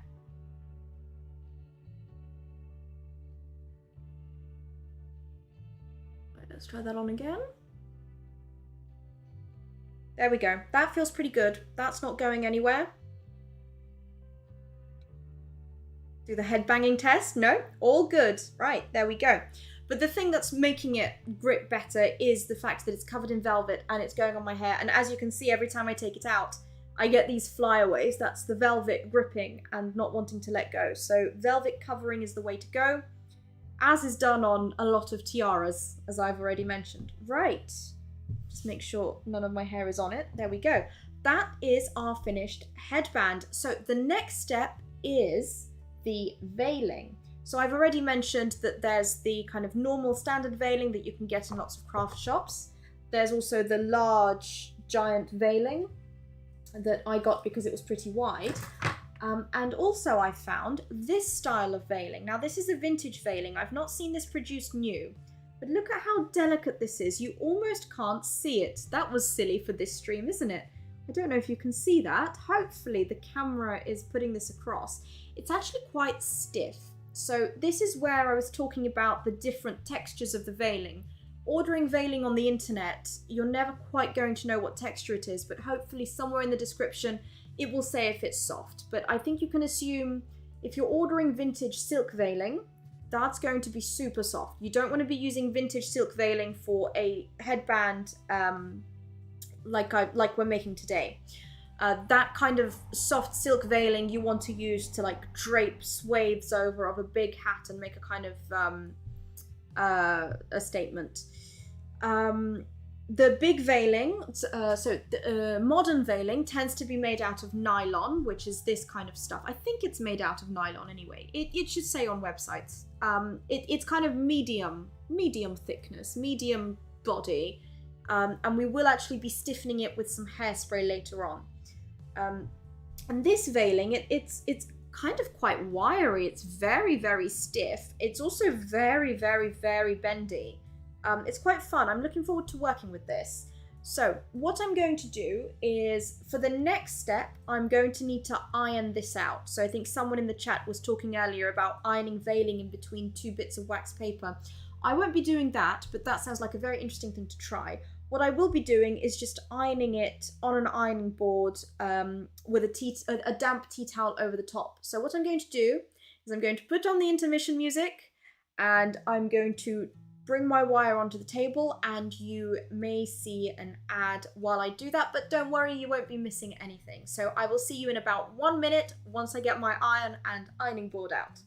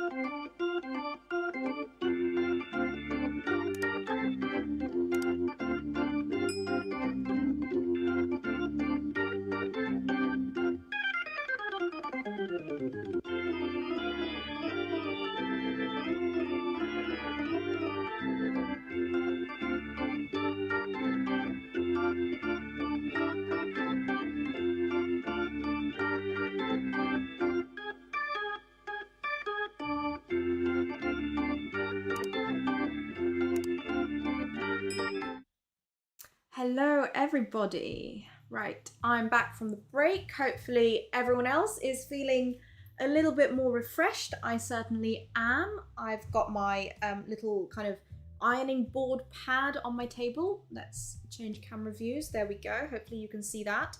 So if I wasn't filming this, do this on an ironing board, but this is essentially an ironing board cover and a bed sheet with the white veil on top, and I appreciate that you can't really see it. But the aim of the game here is to just use a tea towel over the top and then a steam iron, which I've plugged in behind me.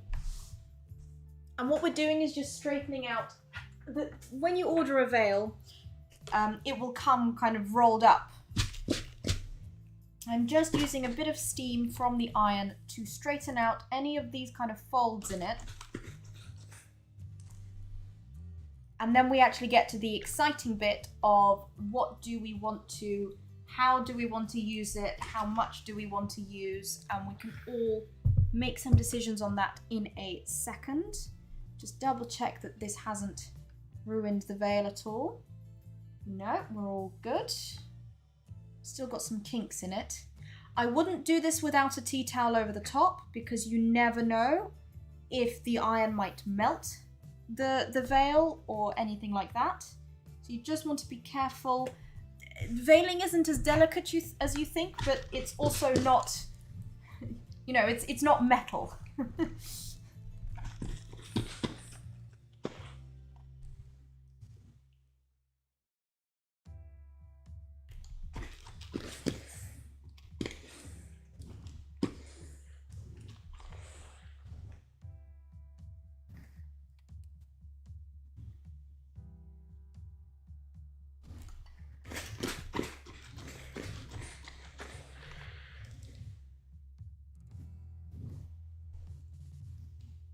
Thank you everybody for bearing with me while I changed over to the iron setup. There we go. That looks nice and straight. I'm just going to iron off a little bit more of it because we won't be using up the whole of it. But this is a whole meter of veiling. So I won't need a whole meter for this, for just like a kind of a little base veil. But I also don't want to not iron out enough. So we'll just iron out most of it. It's easier to iron standing up. So it's always best to work with an ironed out straight veil. That way you can be accurate with your measurements.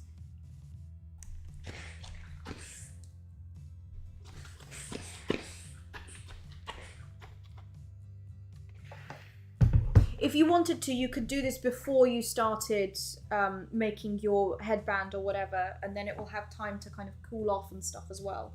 Let me just check. It's getting there. It's got a little bit... it's good enough. Right, it's good enough. So if I get rid of my ironing board cover, oh, we've got a bit of steam from the iron on the table, a little bit of damp from there. Just get that with the tea towel. That's why it's better to use an ironing board, because your ironing board has a mesh on it where the steam can escape, but on the table it can't. So I don't recommend doing what I've just done on your best dining table, for example. But this is a craft table, so I just do that. Right. Okay, we've got a little bit of a kink in the veil there, but it should be fine.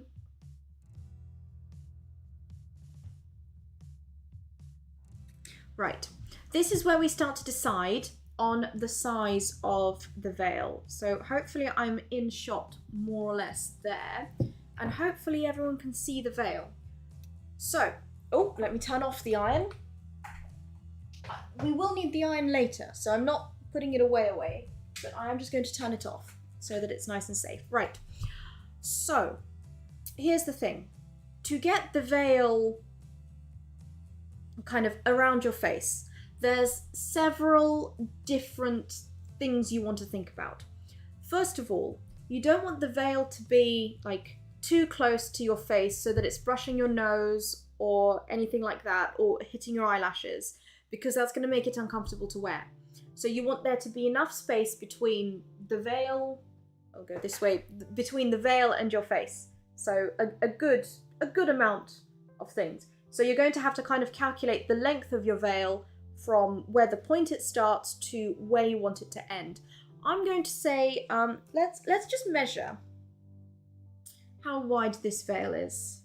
Oh, it's 23 centimeters. So that's kind of the standard, again, craft shop style, normal veiling. It's this kind of size, which I always think is a shame. I personally, when I work with veils, I prefer veils that are much longer, but they are more difficult to find. And if you can find them, they do tend to be a lot more expensive. So we're working with 23 centimeters. So that should be a good amount of space here. So what I've just done is I'm holding, you know what, if I make my face larger, you'll all see it better. I'm just holding my finger at the 23 centimeter mark on the tape measure, and I'm going to put it on my head where I think the headband will be sitting, and then just see where it kind of hits me with a bit of volume. And that's just going to kind of hit me almost at the nose level. So I think that's going to be good enough there. We won't be changing the width. You can, of course, cut it down from one edge, cut the veil down from one edge down a little bit if you wanted it shorter. So for example, if I wanted to have a veil that kind of hit me just at the eyes, just below the eyes, rather than just below the nose, then I'd probably maybe want it to be about 19 centimeters, let's see. Yeah, about 19 centimeters if I wanted the veil to hit me kind of at kind of mid-nose, but the 23 centimeters will hit me hopefully just past nose. And that's just something you can experiment with. It depends on what you want to do. So if I'm going to keep it like this, oh, I now need to figure out how long I want the veil to be. If you're just using a scrap, like a 30 centimeter piece of veiling, the shorter, so if you're using a scrap bit and you've only got 30 centimeters, the shorter your veiling is, as in like around your head, the higher up you want it to go. So I hope that makes sense. Hopefully that makes sense. Because I've got a whole meter to play with, I can make it as voluminous as I like. So I'm just going to go from behind my ear to, let's say I want to do about 40 centimeters. Again, we'll change the camera angles. That would be helpful, wouldn't it? Let's see. This is all kind of an estimate. There's no kind of right or wrong measurement. Some millinery books will tell you how much they think you should do. So 40 centimeters will be enough. But do you know what? To be on the safe side, I almost think I want to use 50. Oh no, that's going to be too much. So if I do 50, the tape measure starts to droop a bit. So let's try 40 again.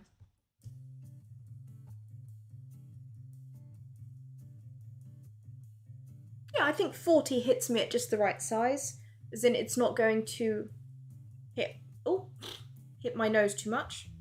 So if I hold the tape measure at my nose, I know this is very odd. I know this is odd, but you know, we have to take measurements. So this is the size I definitely don't want the veil to be, because it's right up against my nose and it's really tight. That's going to be very uncomfortable. Oh, actually that's 37 centimeters. 40 doesn't seem too far off from there, but maybe that's... Is this the thumbnail for this live stream? Yeah, okay. We're going to stick to 40 because 40 should give me just about enough. So,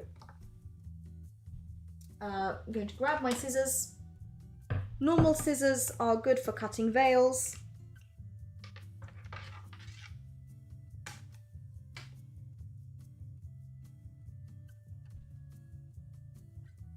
So, hi Diana, you're joining us late. All you've missed is making a I'm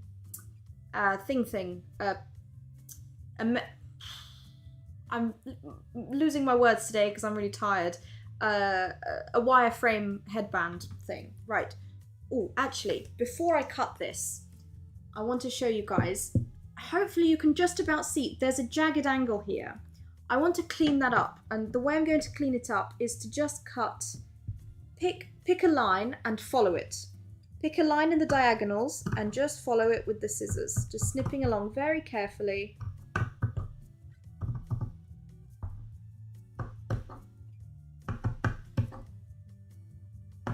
And I'm not going to talk because I'm concentrating.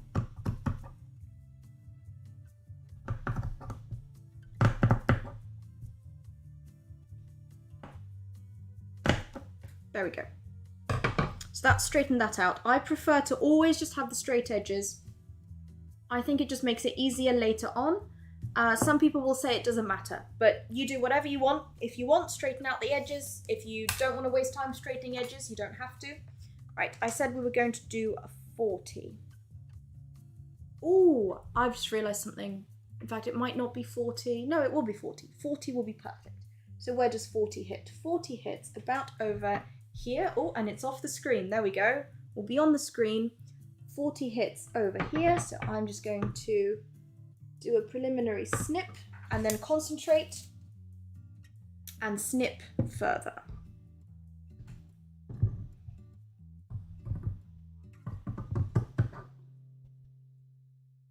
And by pick a line and follow it, what I mean is you can see where the diagonal crosses go. I've picked where I am and I'm just going to be following it with the scissors so that I'm not veering off on a diagonal. There we go. Right, the rest of the veil won't be necessary, but that leaves me with 60 centimeters of veiling to play with for something else. So I can probably get away with maybe wrapping this much around a pillbox, but that'll be for another time because we won't have time to chat about that today. Do you know what? I can still see a little kink here in the veiling, so I'm going to turn my iron back on and just iron it again, because I could leave it, but I know myself, and if I can see that kink in the veiling later, it will really bug me that I didn't do it properly the first time round. Let's see if I can get that out. So just using some steam and a dishcloth to straighten that out.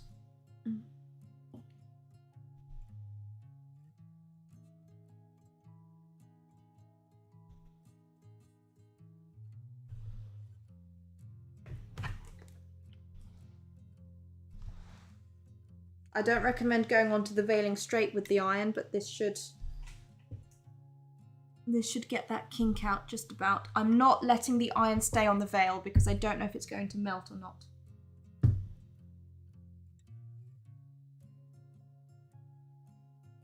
Just hold it out a little bit, let that cool. Right.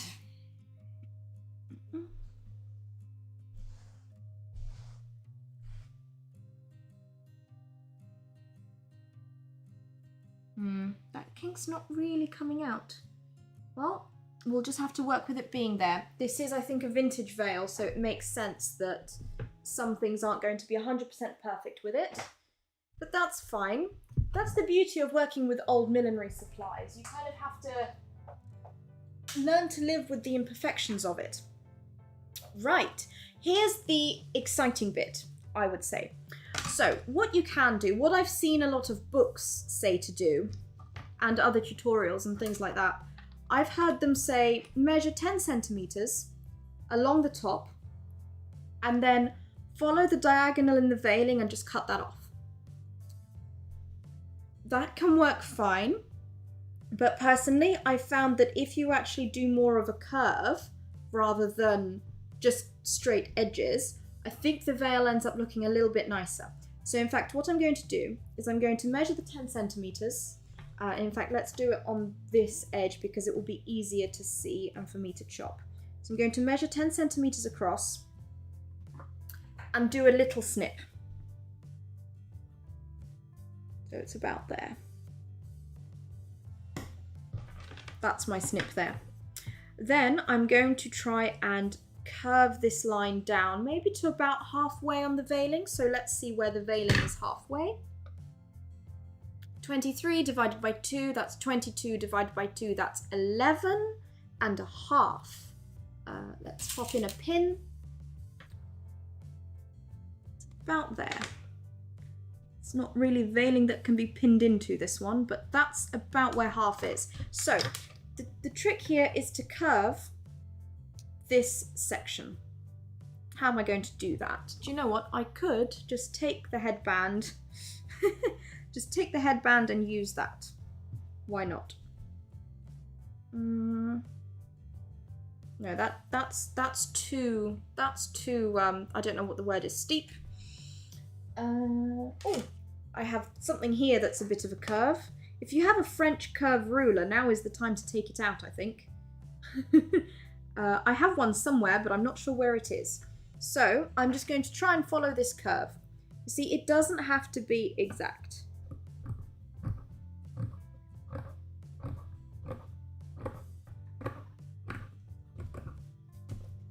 There we go.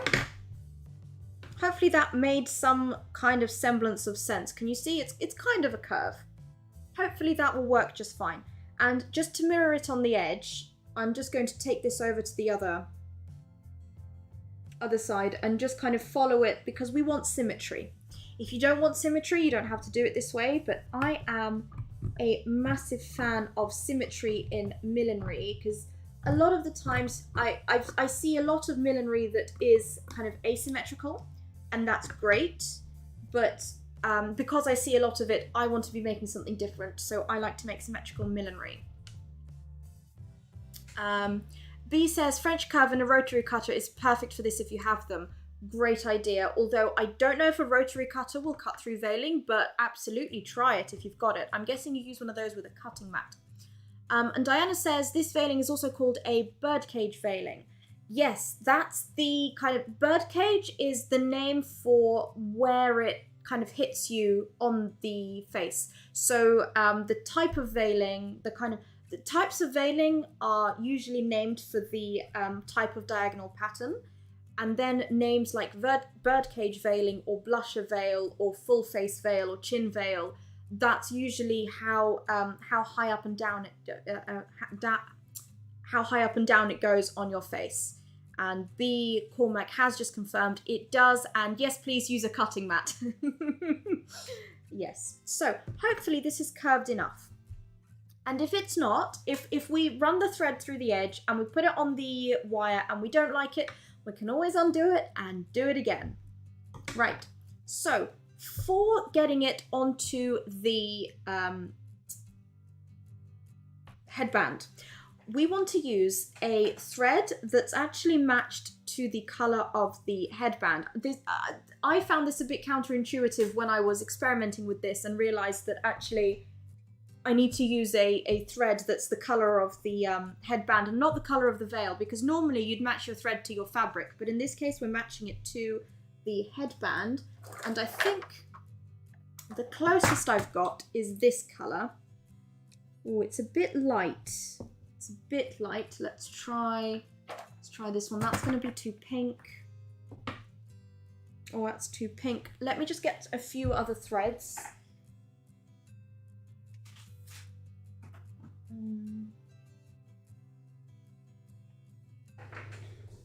This one's probably too pink as well. Let's have a quick look. Yes, too pink. Maybe the yellow. Oh, the yellow's getting there.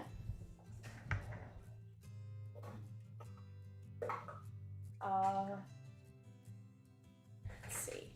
I think they always say it's better to use a darker colour than a lighter one, but all my darker colours are more of a colour.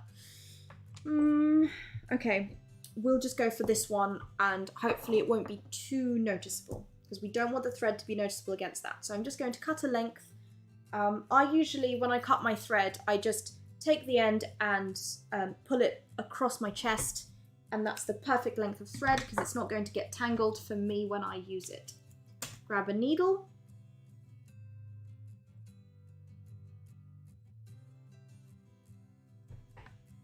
Thread that through.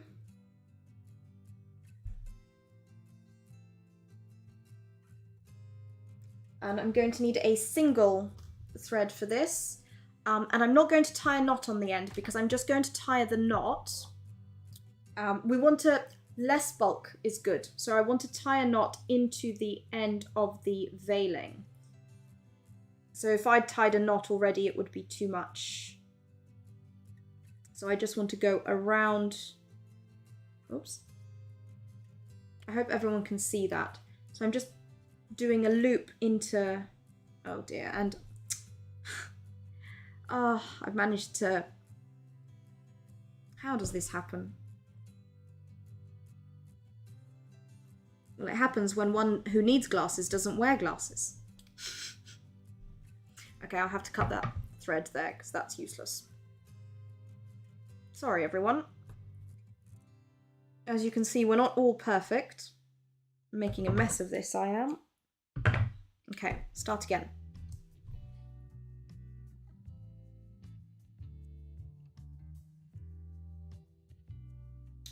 So where's my loop? Non-existent is where my loop is. Right, we'll try that again. Pop that loop in and tie some kind of knot. Oh, that loop keeps disappearing. Okay, we'll tie a knot the old-fashioned way.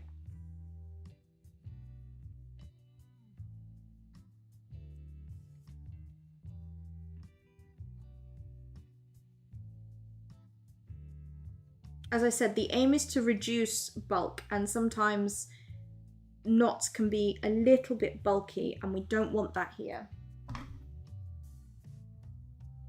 It's going to chop the end of that thread off. There we go. Right, so I've got my thread. It's attached to the veil. So now I'm going to work a gather all the way up. Now, if this was the kind of veiling that had these little diagonal bits in it, hopefully that's in focus, I would actually aim to put the needle through these middle bits. I just prefer to do it that way. There's no reason why you couldn't just catch onto the needle like that. I just usually prefer to go through the structural bits of the veil. This particular vintage veil doesn't have that. There's no cross I can put the needle through, so I'm just going to have to gather it up, catching the bits of diamond. I hope all of this is making enough sense. Oh, and speaking of, I'm supposed to be giving all of you variations as we go along. Your veil doesn't have to be white, so use whatever colour veil you want to do whatever you want. You can also get veils that have like things called chenille on them. Chenille are those little pipe cleaner velvety things. They can be quite fun. Or you can also get veils with Swarovski crystals, little pearls, fake pearl beads, sequins, lots and lots of fun variations depending on what kind of thing you're going for.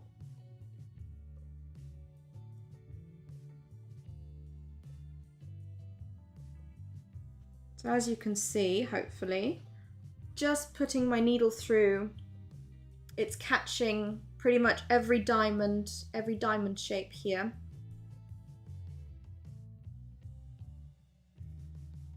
Oh, Diana says invisible thread works great too. I hadn't thought of that. That would actually be very good. I do quite like invisible thread, but the problem with invisible thread is that it's invisible. So you can't always see it yourself. I don't think I should have used invisible thread on the stream, otherwise it would have been very difficult for me to see. Right, so now what I want to do is bring that thread, let's be in shot there, into the middle of this. So just measure how much is left there. Should be about 10 centimeters is the middle there, over here. Oops. So let me just run that gathering stitch up here. Oh, actually, what I'm going to do with this gathering stitch is not run right across the top, actually. That's something I should have thought of. Is actually run it through the diagonal just under the top, because I'll get to there and then we'll chat about why that is.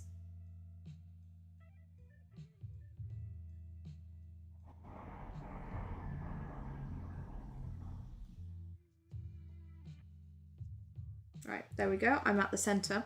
Oh, lost the thread. Do you know what? I am actually struggling to see. Husband, I can hear you typing away furiously, but if you could find me my glasses, I'd be eternally grateful. I should have done that before the stream.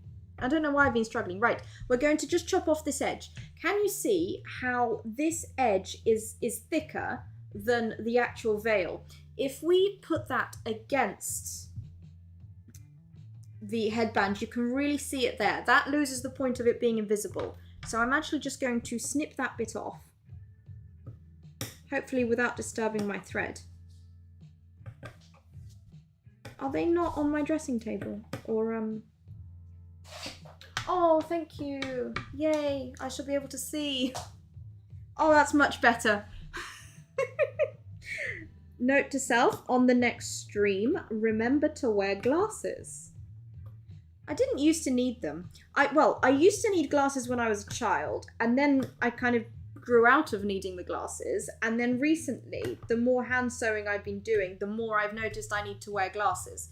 But because I got so used to not wearing glasses after years of wearing glasses, I forget to put them on, and I should probably not forget to put them on. So there we go. I'm just very delicately snipping that edge off. Wonderful. There it is. Don't need that. Where's my needle? Did I get to the middle in the end? I think I did. Right. I'm going to leave this thread off to one side and thread the needle again with another thread. And we'll do the same thing on the other side. And the reason for this is, again, because I want to keep it symmetrical. You can just use one thread and go all the way across, but I've found through experimenting a lot that I prefer to just do it this way. You don't have to, you do whatever you want. So let's get that thread through and tie a knot.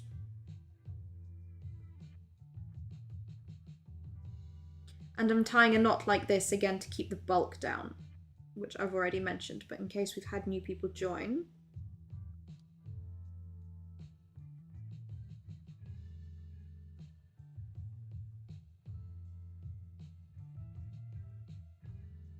That should be good enough, and snip that end off. There we go.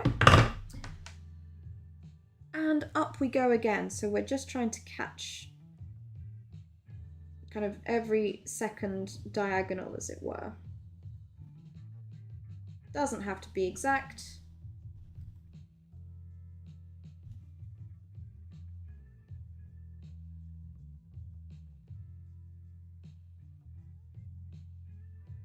We will probably end up snipping some of this off once we put it on the headband, just to neaten up those edges a bit.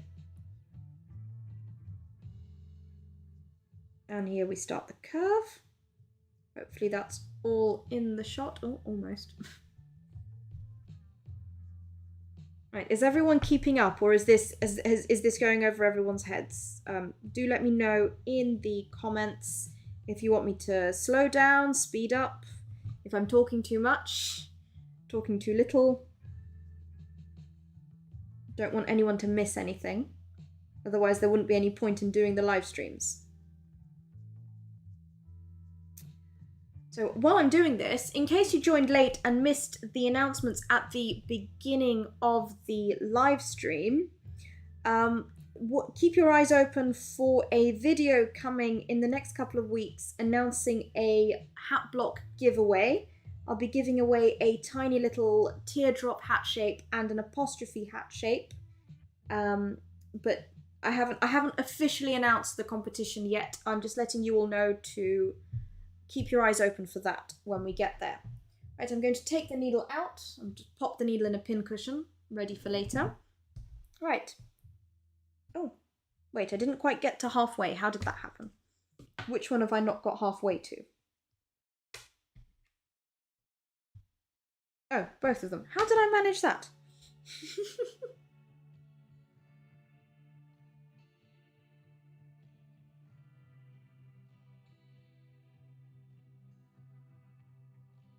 Right. Missed a couple of these. Let's just go there. That's about halfway, I think.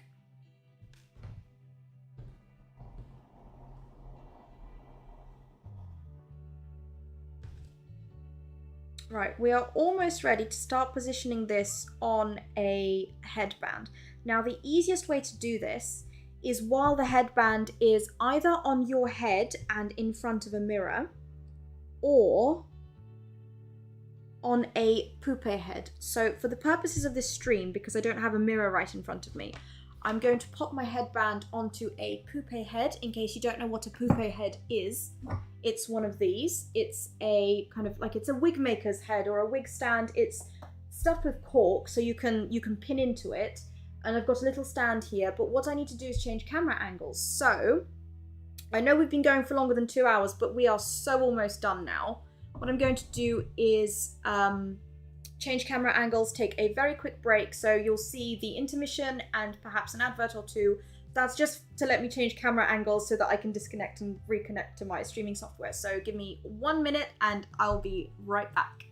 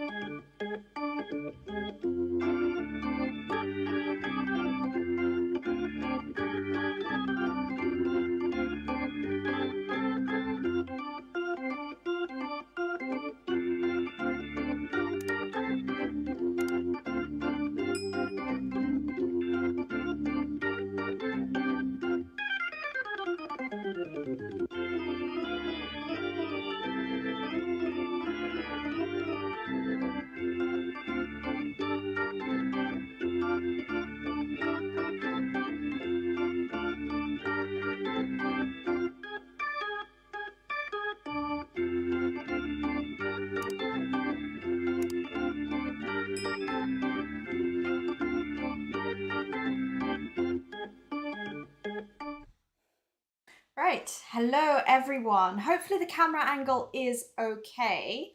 It's a bit of an odd setup this, because I wanted to make sure that you guys can all see the poupée head. Do you know what? I'm just going to move it a little bit.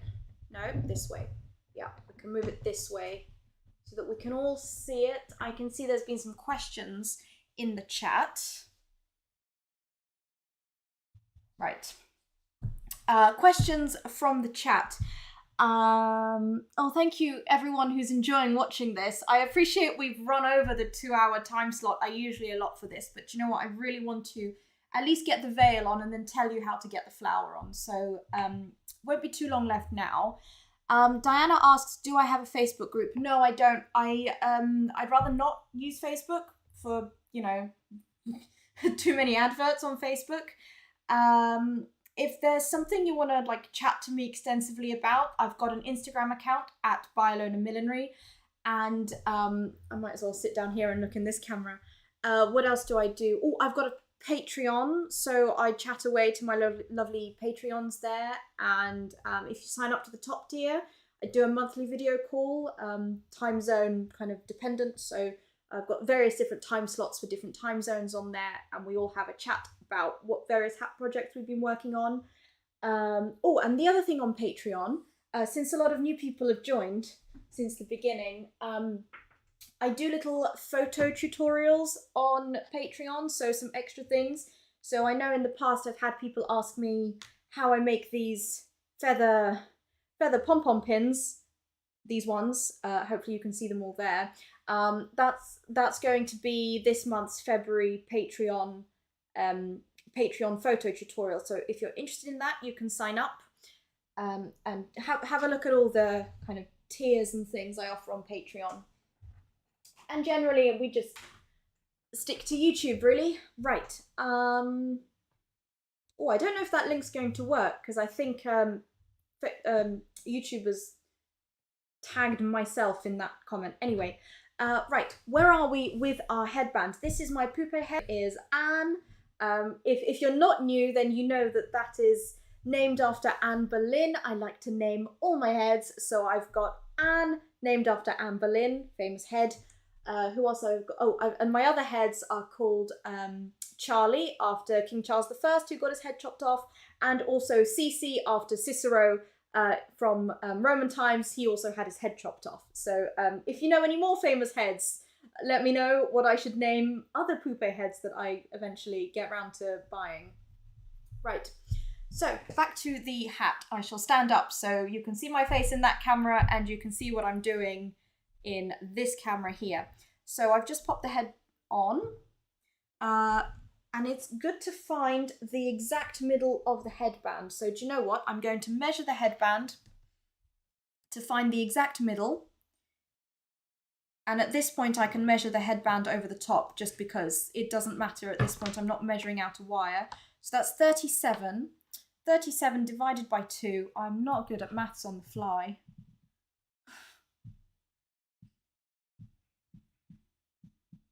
$18.5. So let's find 18.5.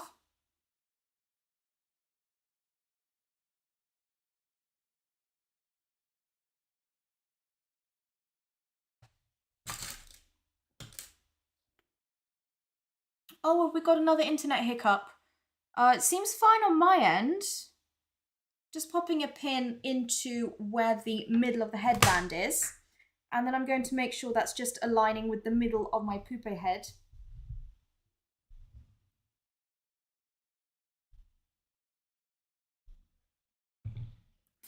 And then I'm going to get my veil, and remember where we had those 2 lengths of thread? That's my center. That's why I've left it as 2 lengths of thread right in the center. I know where it is. And I'm going to align it with the pin on my headband. There we go. And then what I can do is get some more pins, or you can do this with what are they called? The little, oops, these things, the mini clothes pegs. You can do it with the mini clothes pegs too, but I'm just going to stick a couple of pins in just to hold it in place. You can't really pin through the veil, but I can kind of pin around the veil to try and hold it in place, and it's not working. Oh dear. Let's try it from this end. See, this is another reason why we wanted to cover the headband, because I can actually pin through the velvet ribbon in a way that I wouldn't be able to through just a bit of metal. Oh. Losing all my pins.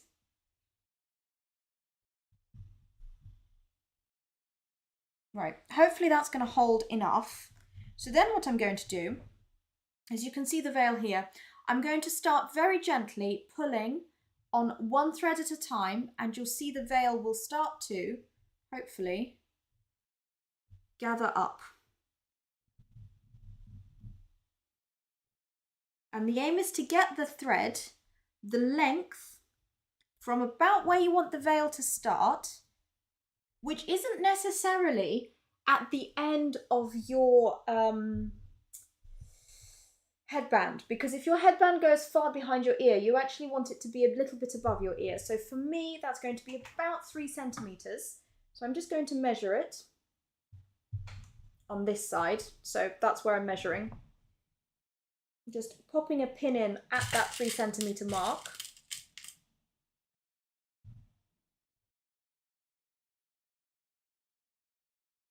Then I'll do the same on the other side, so you can see my pin is in there. It's got the black glass head pin. And I think that's about where the veil is going to start. What I'm going to do is finish gathering it up and then try it on my head. And then we'll see if it's about where I want it to be. So in fact, I can use another pin and this time pin that edge of the veil to where that other pin starts. In fact, I can hook it onto the pin that's there. There we go. That's clever, isn't it? Just hook that on. And we can, well, we'll do the other side when we get to it. So you can see here, I can, as I start to gather up, that thread will have some tension on it. And just pull that through. It starts to kind of stand up here. Now, where you put the gather on the veil is just going to totally depend on what you want to do.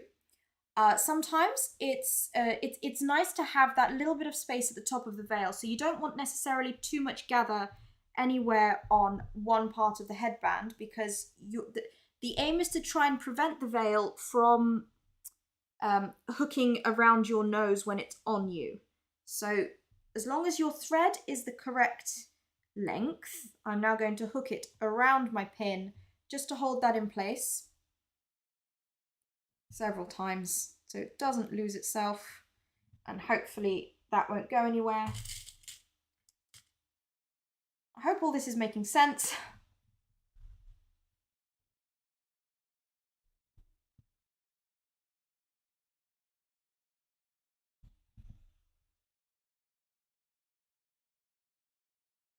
I don't want to lose the end of that. And now we can play with the other side. So as you can see, this side is gathered up and this side hasn't. That's one of the reasons why I like to do it with 2 separate threads. So I can now hook the end of this one onto down here. Just hold that and pull the other thread. Whee! There it goes. Look at that. Ta-da!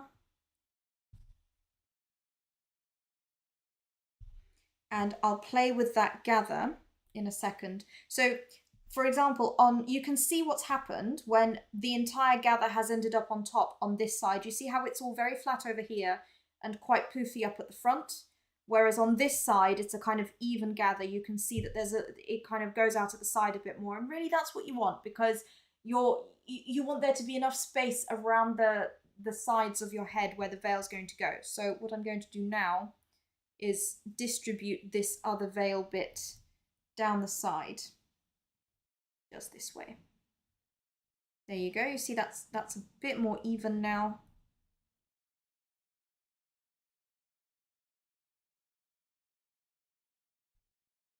Right, I mean, for all intents and purposes, this is technically the end of the stream, because actually, once you've done this, there's not much else left to do other than sew it down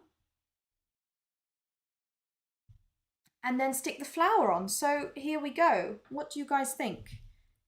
You can carry on playing with how it's positioned. So what I would do, if I started doing this now, I think the stream will last another 2 hours because I'm quite particular about veil placement. But I think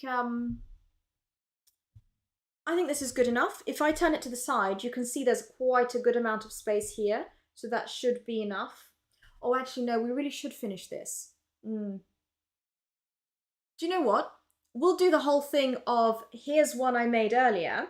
So, so that I don't have to faff and spend time stitching this down, because that's going to take maybe 20 minutes for me to stitch down, and I don't want to keep you all longer than you will want to be here. So here it is. Do you know what? Let me just quickly put this one on, and then we'll pretend we'll do another one in a second. Look at that. So can you see how it's kind of hitting my nose a little bit? So at the moment, this veil, if I turn to the side, it's very much hitting my nose over here. That's not great. We're going to remedy that in our next step, if you like. So pretend this is the veil we're working on. Focused. Oh, am I not focused? Whoopsie. Shall I show the nose again? So in case that was out of focus. So here's the veil hitting my nose. We don't really want that. There's enough space here in this veil for it to not have to hit my nose. So we're going to deal with that in the next step. So for the next step, imagine we've sewn all this down, and in fact, I would do this also before putting the flower on. So you've sewn the veil down, you've got the veil on a headband. So imagine this one doesn't have a flower on it. I'm going to put it on my poupée head. Now, if you don't have a poupée head, you can use just a wooden hat block if you happen to have a rounded dome, open crown block, just something round. Or even easier, you can buy a kind of medium-sized to large polystyrene ball that's about the size of, for example, this head here. So you can buy one of those, because what we're going to do is we're going to block the veil. So what that does is that gives it that rounded shape that's going to mean that it's going to lift off of someone's face.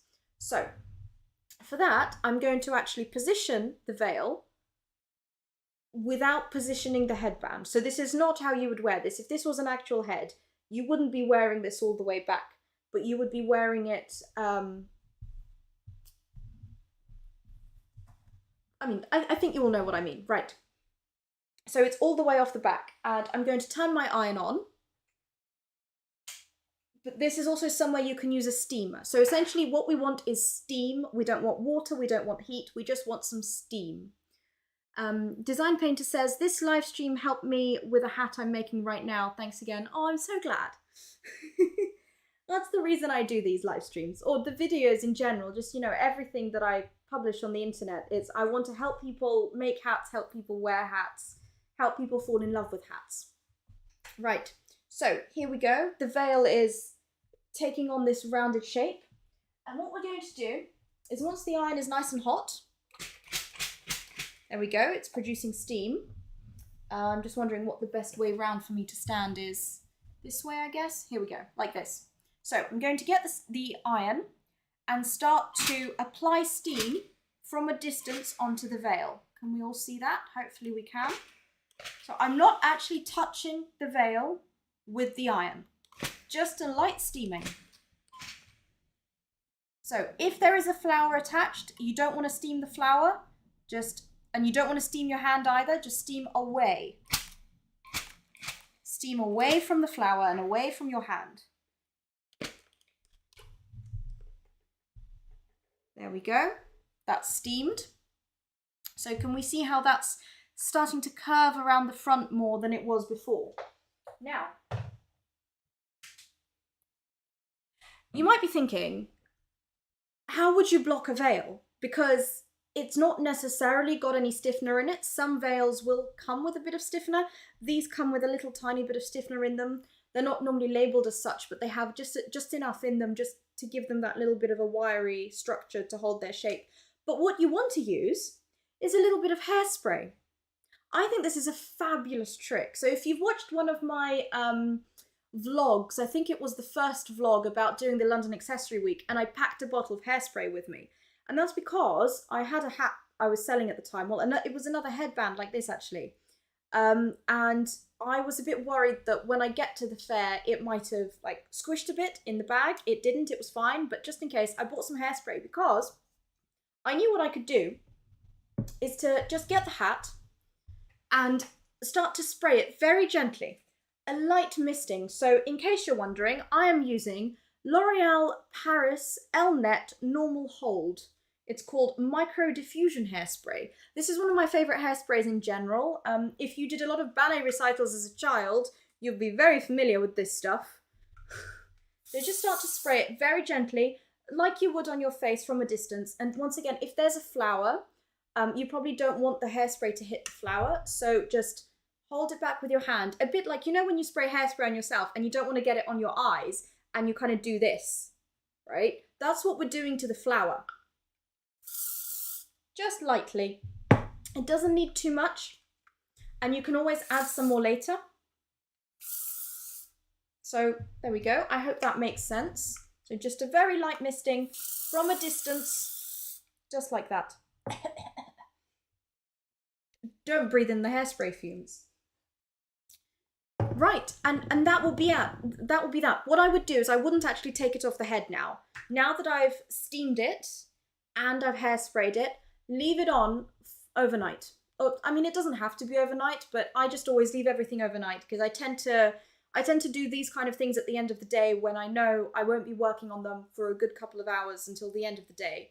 So I'll just leave it on there, and once it's dry, it will hold its shape. So in fact, what I've got here, the one from earlier, oh, you can see the white against the background there. Can you see from the side how it's really curving out forwards? That's from blocking it on this poupée head. But as I said, you don't just need a poupée head. You can use anything that's rounded. Another thing that would work well for this actually is potentially a tailor's ham. Husband, let's play husband, get the thing out of the cupboard. There is a tailor's ham that I'd like to show people in the hallway cupboard. It looks like a ham joint. It's covered in IKEA fabric. It should be in the right next to all the blocks. Let's see if he gets that. I just want to show you guys the different options for doing that. Chimaka says, another excellent tutorial, very enjoyable. Thank you, I'm going to try this method. Wonderful, I'm so glad to hear that. And Julia from US Midwest says, I would not have thought of blocking the veil shape this way with hairspray or any of these techniques. Thank you very much. I'm very glad. Yes, husband got it right. So tailor's ham. It's not perfectly round, but it will do the trick for like the edge. So if you're going to use something like a tailor's ham, just rest the edge on it and steam it here. Of course, if you want to make your own tailor's ham, you can make it spherical as well. It doesn't have to be this kind of ham shape. You can make a spherical thing. I've stuffed this with wadding from an old pillow that I couldn't any longer sleep on because it had completely disintegrated. But the stuffing was, there was enough stuffing that was good enough for me to make this. So you can make a rounded one. Polystyrene sphere as well, and poupée head. A wooden block as well would work. So there we go. I hope that was helpful. Let me pop this one on just to show you. Oh, actually, yes, you can kind of see from the side, this curve, it's not quite uniform. It's a bit, oops, it's kind of a bit funny. But once I finish this, sew it down and block it, that will be ready. Look at that. It's a nice, pretty puff around my face. And then all I'll have to do is you can either make your own flower or find a pre-made flower and you stick it on. Well, you don't stick it on. I mean, you can stick it on, but I would sew it on. Just sew it on like with a kind of whip stitch or like a wire stitch. I would just do that. The thread will be visible on the velvet of the headband, but you know, you can't always make your stitches invisible. So just, if your stitches aren't able to be invisible, just keep the stitches neat and it will be good enough. and I haven't decided which side to pop this on yet, so it'll either be this side or it'll be this side. That's totally up to you, preference. Play with it, you know, always play with your hat and see how you like it. And also, this kind of way of applying veiling, it doesn't just have to go onto a wire headband, it can go on a callow half hat or on a pillbox. In fact, I fulfilled a custom order, which I might post some pictures of later on in the week on Instagram, of my little Drape Delight callow half hat, and the lady who ordered that wanted she wanted a little veil, like a blusher veil added to it, so I did that for her, and that looked really sweet. So many applications. Right. We're kind of at 2.5 hours now on the stream. Thank you so much for sticking with me. I guess that's everything I want to say about veils for now. Please don't forget to like, subscribe, leave me a comment. Thanks so much for chatting with me. There'll be my 2-year anniversary YouTube giveaway coming up in a video at some point. Patreon, I'll be making things on Patreon, so please consider signing up to that. That really helps support me making these videos for everyone. So thank you so much to all my Patreons. Yeah, I'll give you a couple of seconds for some extra questions in case you have any. I'm quite enjoying wearing this veil. I really like how how it looks actually. You see, that's the difference between the little dotted veil and a veil without little joins. Oh, I quite like this. You see, I thought I was making this for someone else, but maybe I'm making it for me. Right. I don't think there's any more questions. So in that case, thank you so much for joining me, watching, liking, and subscribing. It really makes my day to share my knowledge with all of you lovely hat-making millinery people on the internet. So thank you so much. I'll see you next time. Bye.